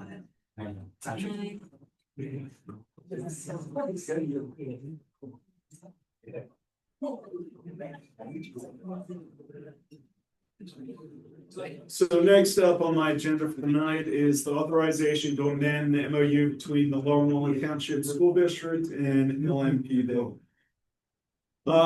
Chief Smith, I'm gonna give you 30 seconds to do a summary since we've already been Well, it's all I need. So you've already authorized this back in January 2025. There is just an amendment to the Safe Schools Act that public school code now requires police departments and school districts to coordinate on an internal threat assessment. We already do that anyway with our SROs and the way we're already established, but this just memorializes that. So this is just authorization to let me to sign this amendment to it. So something we're all. Good enough. Any discussion from the board on this? Anything from the public? I'd like to make a motion to authorize Chief Smith on behalf of the Lower Moreland Police Department to sign off on this amendment memorandum of understanding with the Lower Moreland Township School District. Second. Motion been moved and seconded to authorize Chief Smith on behalf of the Lower Moreland Police Department to sign off on the amendment. Memorandum of understanding with Lower Moreland Township School District as described. All those in favor, please signify by saying aye. Aye. Chief, I'm gonna change the agenda order and just let you give your report since you're already. Thank you, Commissioner. Back to you, Jim. You all have my full report was submitted. I'll try and it'll be a little longer than 30 seconds, but over 1,800 calls for service last month. The vast majority public service calls. We did 5 warrant arrests, which is a little bit higher for an average month. We did have the crime alert for the month, some theft from construction sites. So we do have the one on Pine Road.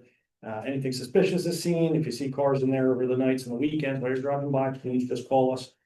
We are increasing our patrols, of course, but that just generally happens at some construction sites. Detectives had 2 great arrests. In March 2024, there was a forgery investigation. And then in October 2025, they investigated a contractor fraud case, both lengthy investigations, and both subjects were arrested in March this year. One of our patrol officers, one of our newest, had a routine traffic stop on March 23rd. Led to the arrest of the driver for drug possession, possession with intent to deliver, and he also seized a prohibited firearm. So they removed from the street some marijuana and cocaine, which is a good thing. Last month, just some training updates. The entire police department, we did complete an autism response training in March. So that's all 27 of our officers, or 26 at this point, have been trained in that. Completed community events last month. We did the Read Across America at Pine Road and Murray Avenue, which is great. We had several officers, I think it was about 15 different classrooms we read to over a 2-day period. Always well received, and we are never surprised by the questions we get from some of the students. So it's always good. It's a good thing. Ongoing autism cares, Citizens Police Academy, we just completed on Monday of last week. So that was a good thing. Graduation was great. The students were great. So that was a good thing. And then our upcoming events, Citizens Police Academy has started. That was last night, was the first night of that. Commissioner Hausen was in there with us. That's our partnership with Upper Moreland, Hatboro, and Horsham Police Departments. We can provide some new content, reinvigorate the program. We tried to do it ourselves. We had 2 successful years in a row and then only had 2 applicants. So this is hopefully to get some more applicants. 6 consecutive sessions on Mondays. And like I said, last night was the first. Spring Drug Take Back Day is coming up. That's Saturday, April 25th from 10 a.m. to 2 p.m. Bring in all your old, expired, or excess drugs or medications that you have in the house. Bring them into the station. We box them up and dispose of them. We always have the med bin in the stations as well. So you can come anytime, but this is a bigger event to try and get some more off the streets. The PBA is doing their pop-up police party. This is similar to one they did last year, Friday, May 15th. The plan is to try and use the upper lot to give a little more space. That's 6 to 8 p.m. Face painter, balloon animals, and inflatable axe throwing, a lot of the same stuff. Hopefully the Kona ice truck comes back because that was a big thing last year. Our free shredding event also coming up. That's Saturday, May 16th, up in the high school parking lot from 10 a.m. to 12 p.m. or until they fill the trucks. They usually do go pretty quick. That one we're partnering with, again, Representative Genst and the school district. And then last but not least, we have our Upper Southampton's Touch a Truck event that we take part in every year. But again, we'll try and put it out to our people as well. It's the Upper Southampton Community Center on Willow Street. And that is also on Saturday, May 16th. So. Thank you, Chief. Any questions from the board, public? Nope. Thank you. Thanks, Chief. If you have Leah share that. Yep. Next item up on my agenda is the HV library lease agreement. The township lease with the Huntingdon Valley Library is set to expire at the end of April. The lease space term is a 3-year with a 1-year extension provision. Given that the library is preparing to embark on a renovation plan, both the HV library director Pam Dahl and Manager Hoffman have agreed to recommend our respective boards accept the 1-year extension. The new expiration date would be April 30th, 2027. Does anybody on the board have any questions on this? Anybody in the public? Go ahead. Stand on. Just want to know when those renovations are supposed to take place. So there's going to be discussion on that and probably a long-term lease put in place to do that if that's the way it will go. It'll take a few years. They have to do a design and then identify funding sources. It'll take a few years. Yeah. Yeah. Wow. I had to write a big check, and we're good right now.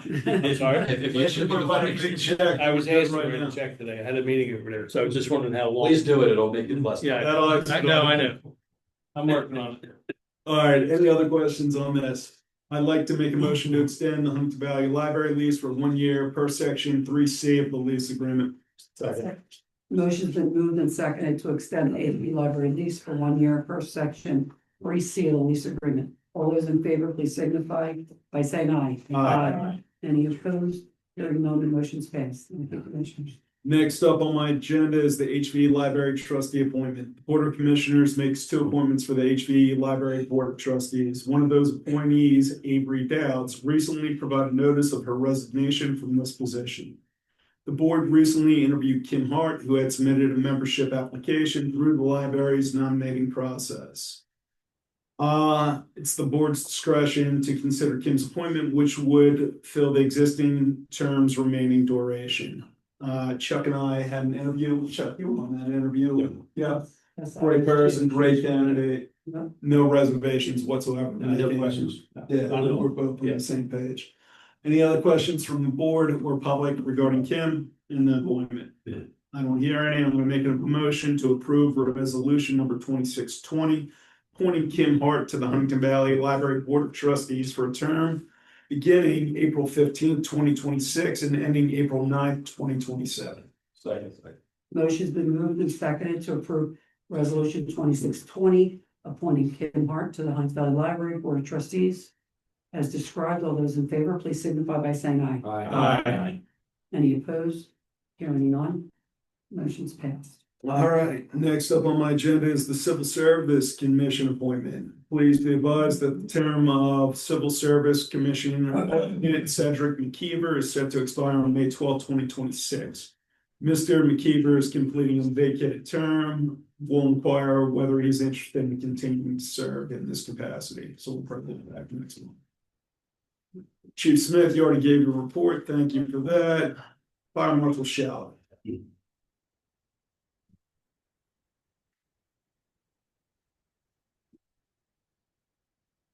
I got no highlights, I'm sorry. You got any questions? Always just finish short. I'm gonna follow Jill's lead. Busy month, lot going on. If you got any questions for me, please? No, I'm good. Any questions Yes, for we're good. Fire Marshal? No, nothing from my end. Thank you. Chief Showmaker. Just a couple real quick things we'll cover. For the month, as you see, both my reports were submitted to the managers of the 2 townships. I had a meeting, after a meeting I had with 2 of the commissioners regarding our reporting system. Put into this report a sample of what we're working on. I think that covers the items that we're looking to get into the report. Is that an accurate statement? I like the trending. Okay. Getting. All right. The other thing I wanted to report on is the new truck that was completed. I'll be out there Thursday on my way out to another meeting I have to go to look at the last bit of progress on it. We should see that in about 2 weeks. One thing that I'm really happy to report on is we've completed the work on the firefighter tax rebate program. Hats off to EJ, she did the lion's share of the work. I think we were able to provide 26 of our volunteers with the tax rebate. I think that's 26 or 27. For FMFR, which is great for the first year. So that's a good program. Thanks to the commissioners for authorizing that and getting that done. The other engine up at the 19-1 station has been sold. We have an agreement of sale on that. We're waiting for the final agreements of pickup when that goes. That's completing our large apparatus fleet reduction, which we had as part of our plan. And then real quickly on some stats for our emergency medical calls. For the month, Burnett, we have 10, Lower Moreland 119, other jurisdictions 74, total EMS for the month of March 203, and year to date we have 631 EMS calls. The fire calls for responses into the Burnett Fire Company, they had 34 calls, 126 year to date for them. Huntingdon Valley Fire Company for the month, 34 calls, and they're up to 118 for the month. And that concludes my report. Thank you. Any questions for the chief? Thank you, chief. That brings me to my liaison report. Civil service there. Scott, there was a meeting for the civil service, right? For It's just to, I guess, start a new process for an officer. That was for the new hire. Yeah, for the new hire.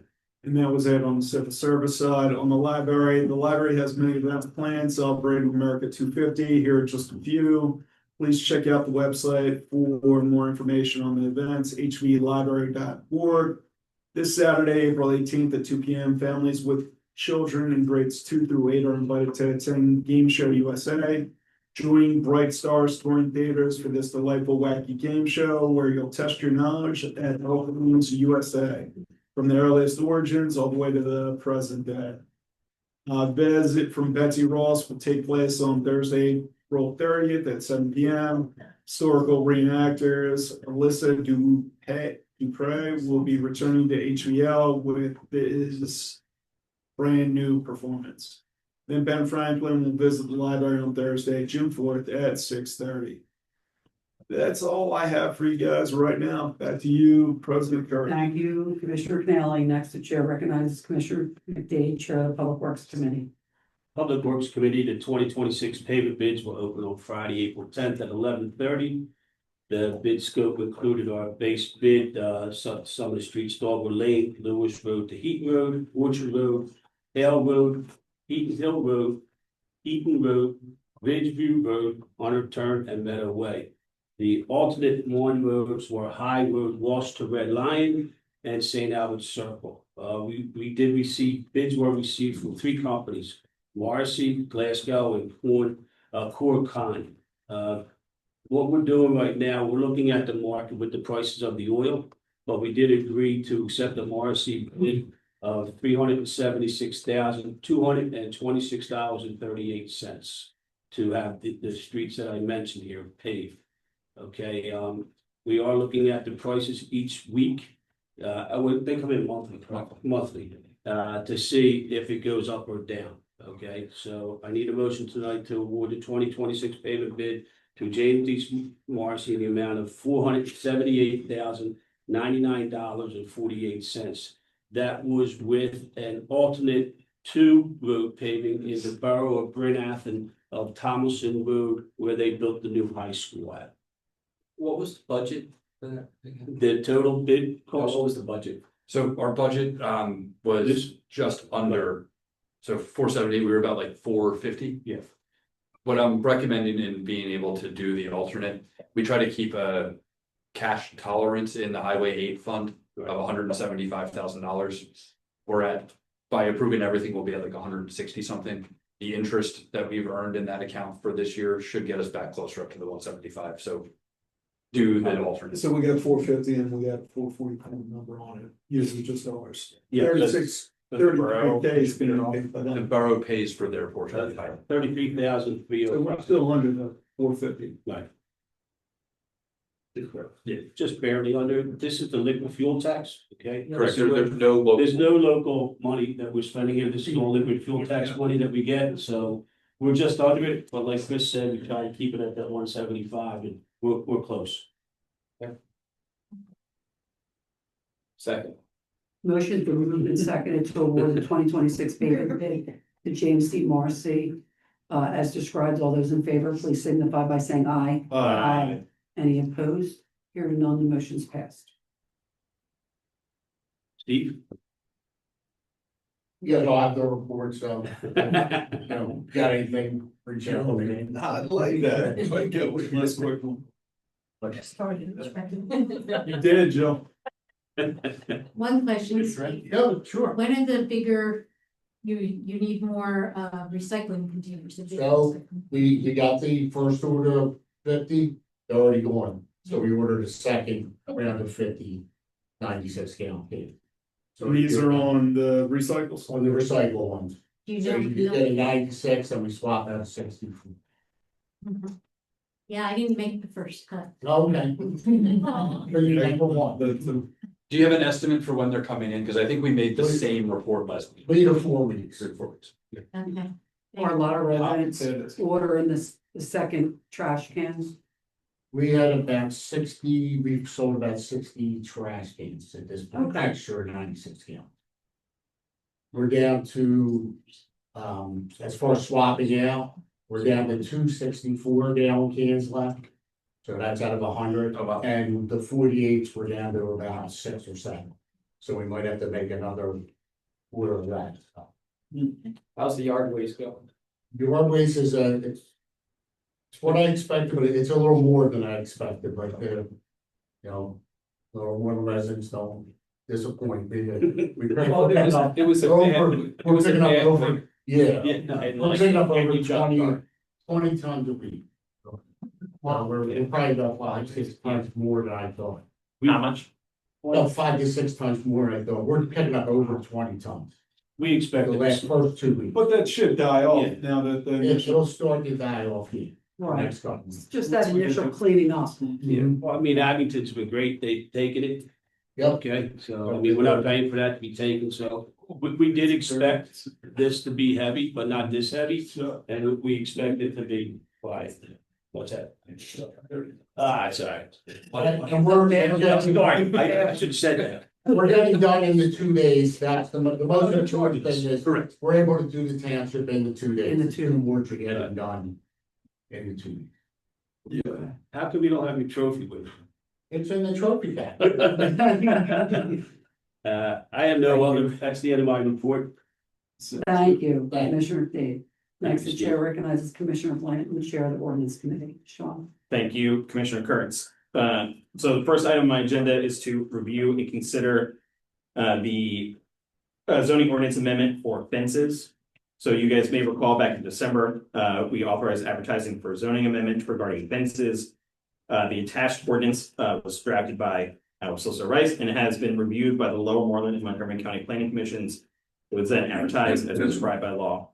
To remind everybody what this ordinance is all about. So our current regulation for front yard fences on quote normal lots will remain at maximum 4 feet tall and 50% open. Normal means 1 front yard. The regulation for corner properties, which technically have 2 front yards, will change to allow the perceived side yard to have a maximum 5 foot tall, fully closed fence. There's also a specific regulation for non-conforming fences. These are fences that already exist that do not conform to this particular regulation. Will be added that will allow homeowners to replace an existing non-conforming fence of up to 6 feet tall that's fully closed, provided they have proof of a prior permit having been issued for that fence. The fence may also be extended without consideration for the non-conforming structure expansion limit of 25%.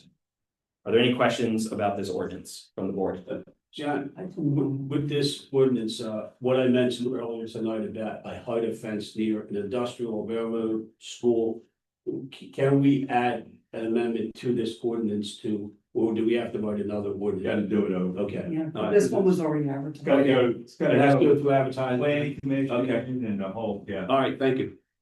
All right, any other questions from the board? Are there any questions from the public? How about on Zoom? I'm not seeing any activity, so I would like to make a motion to approve ordinance number 792 as described. Second. Motion's been moved and seconded to approve ordinance number 792 as described. All those in favor, please signify by saying aye. Aye. Any opposed? Hearing none, the motion's passed. Thank you, commissioners. Okay. Next item on my agenda is to review some traffic related ordinances. So we received a memo that was being prepared for reference and provide information regarding a traffic study. It revealed that 4 residential street signs were warranted in the same neighborhood. Posting of stop signs and the addition of the stop signs to our current ordinance 19853, which is Schedule 9. Stop intersections would require both of our Board of Commissioners approvals. So I'll give a little bit of history and I may call on you, Chief Smith, for some context if necessary. In late 2025, the Lower Moreland Police received a traffic safety complaint from a resident on Robert Road regarding the intersections of George Road at Robert Road, Frederick Road at Robert Road, and Frederick Road at George Road. The resident specifically complained about sight distance at the intersections. The stop signs were not in place. In response, it was determined by our traffic safety officers that a sight distance study should be completed. And the findings of that study revealed that the sight distance was restricted at all 3 locations due to the roadway design, specifically the curves in 3 directions, as well as natural topography, landscape features. And 2 of the findings, specifically the curve and the hill, are features that cannot be adjusted to allow for proper sight distance. So the recommended action here is based off these issues. The traffic safety unit has recommended stop signs for 4 directions at the identified intersections.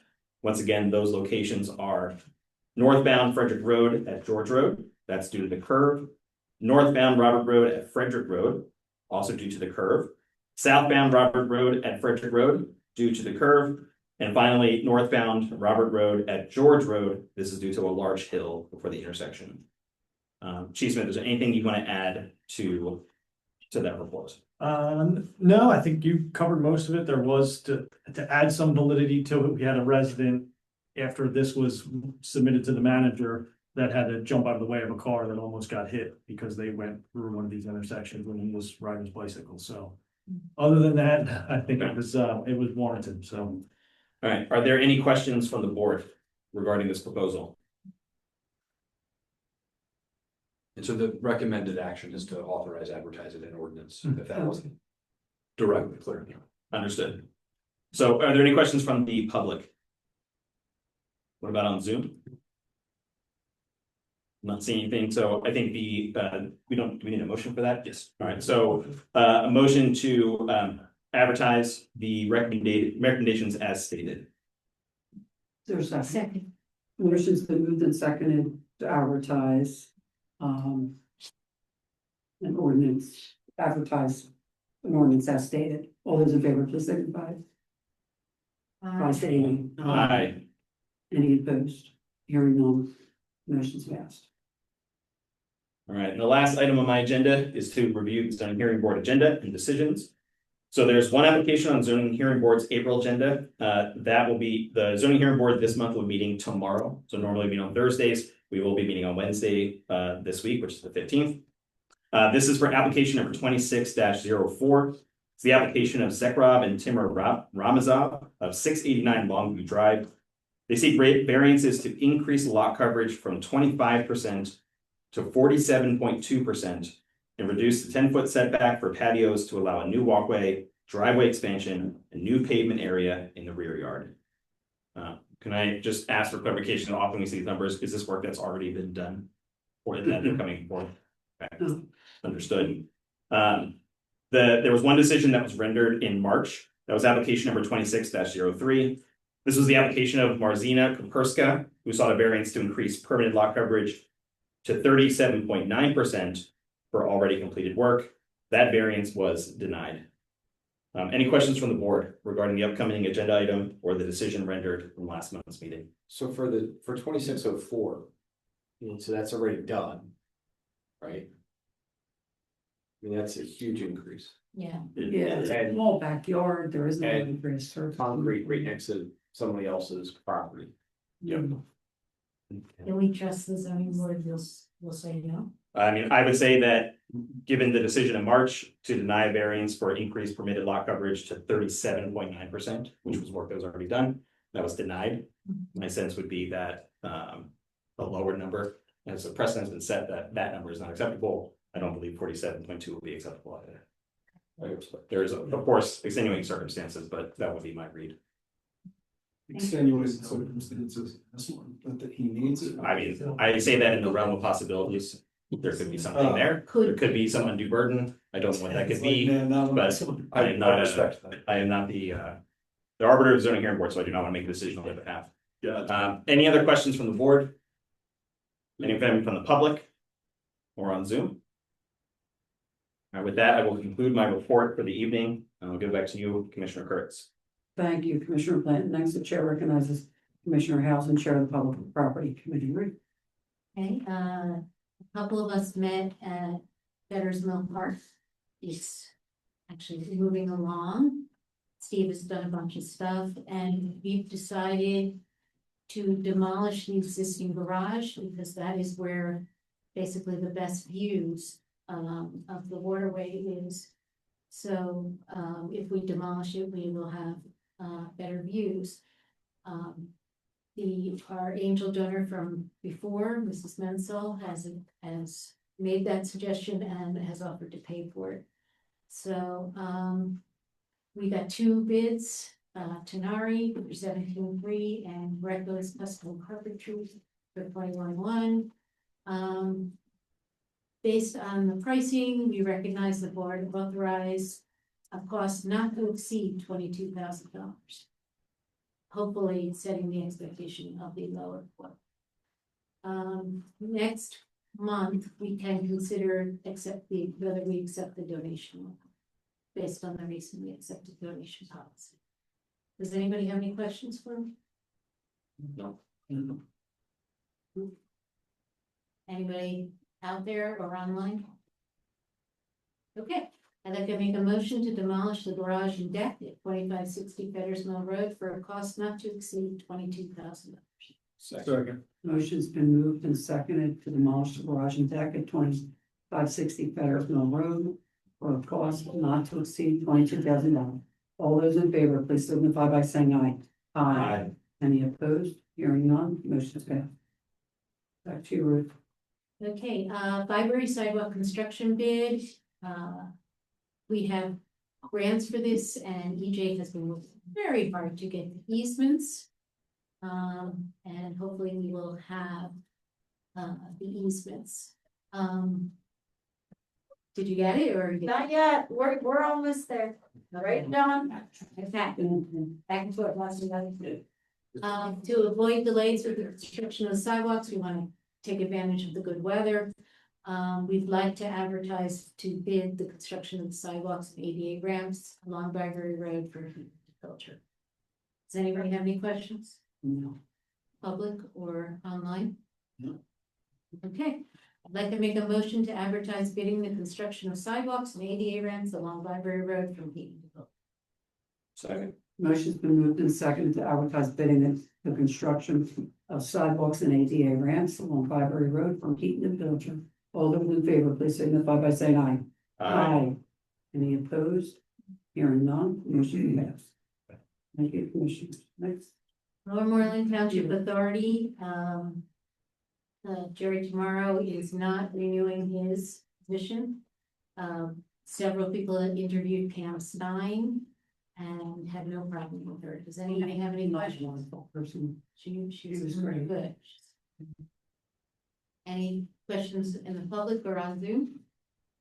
No. Okay, I'd like to make a motion to approve resolution number 26-21, appointing Pam Stein to the Lower Moreland Township Authority for a term commencing April 15th, 2026 and ending April 14th, 2031.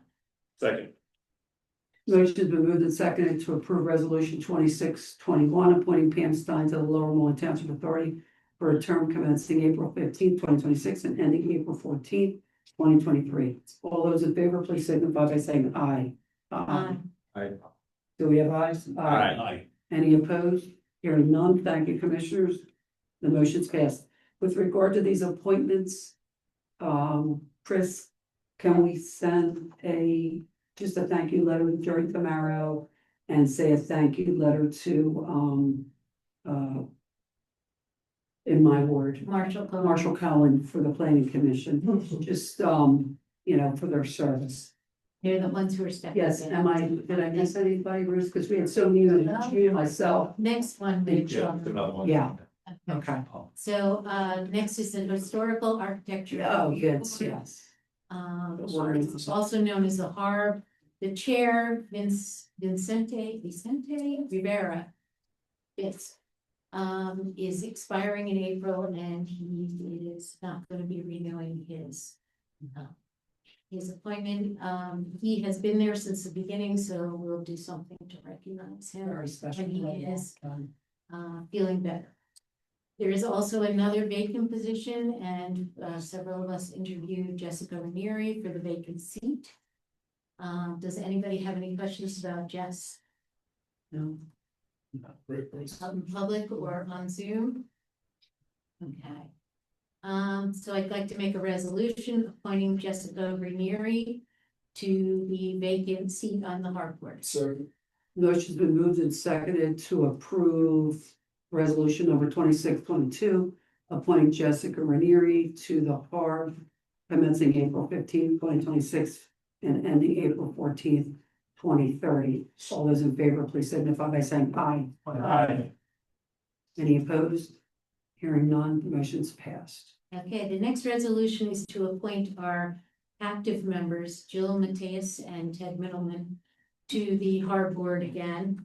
We love to have them.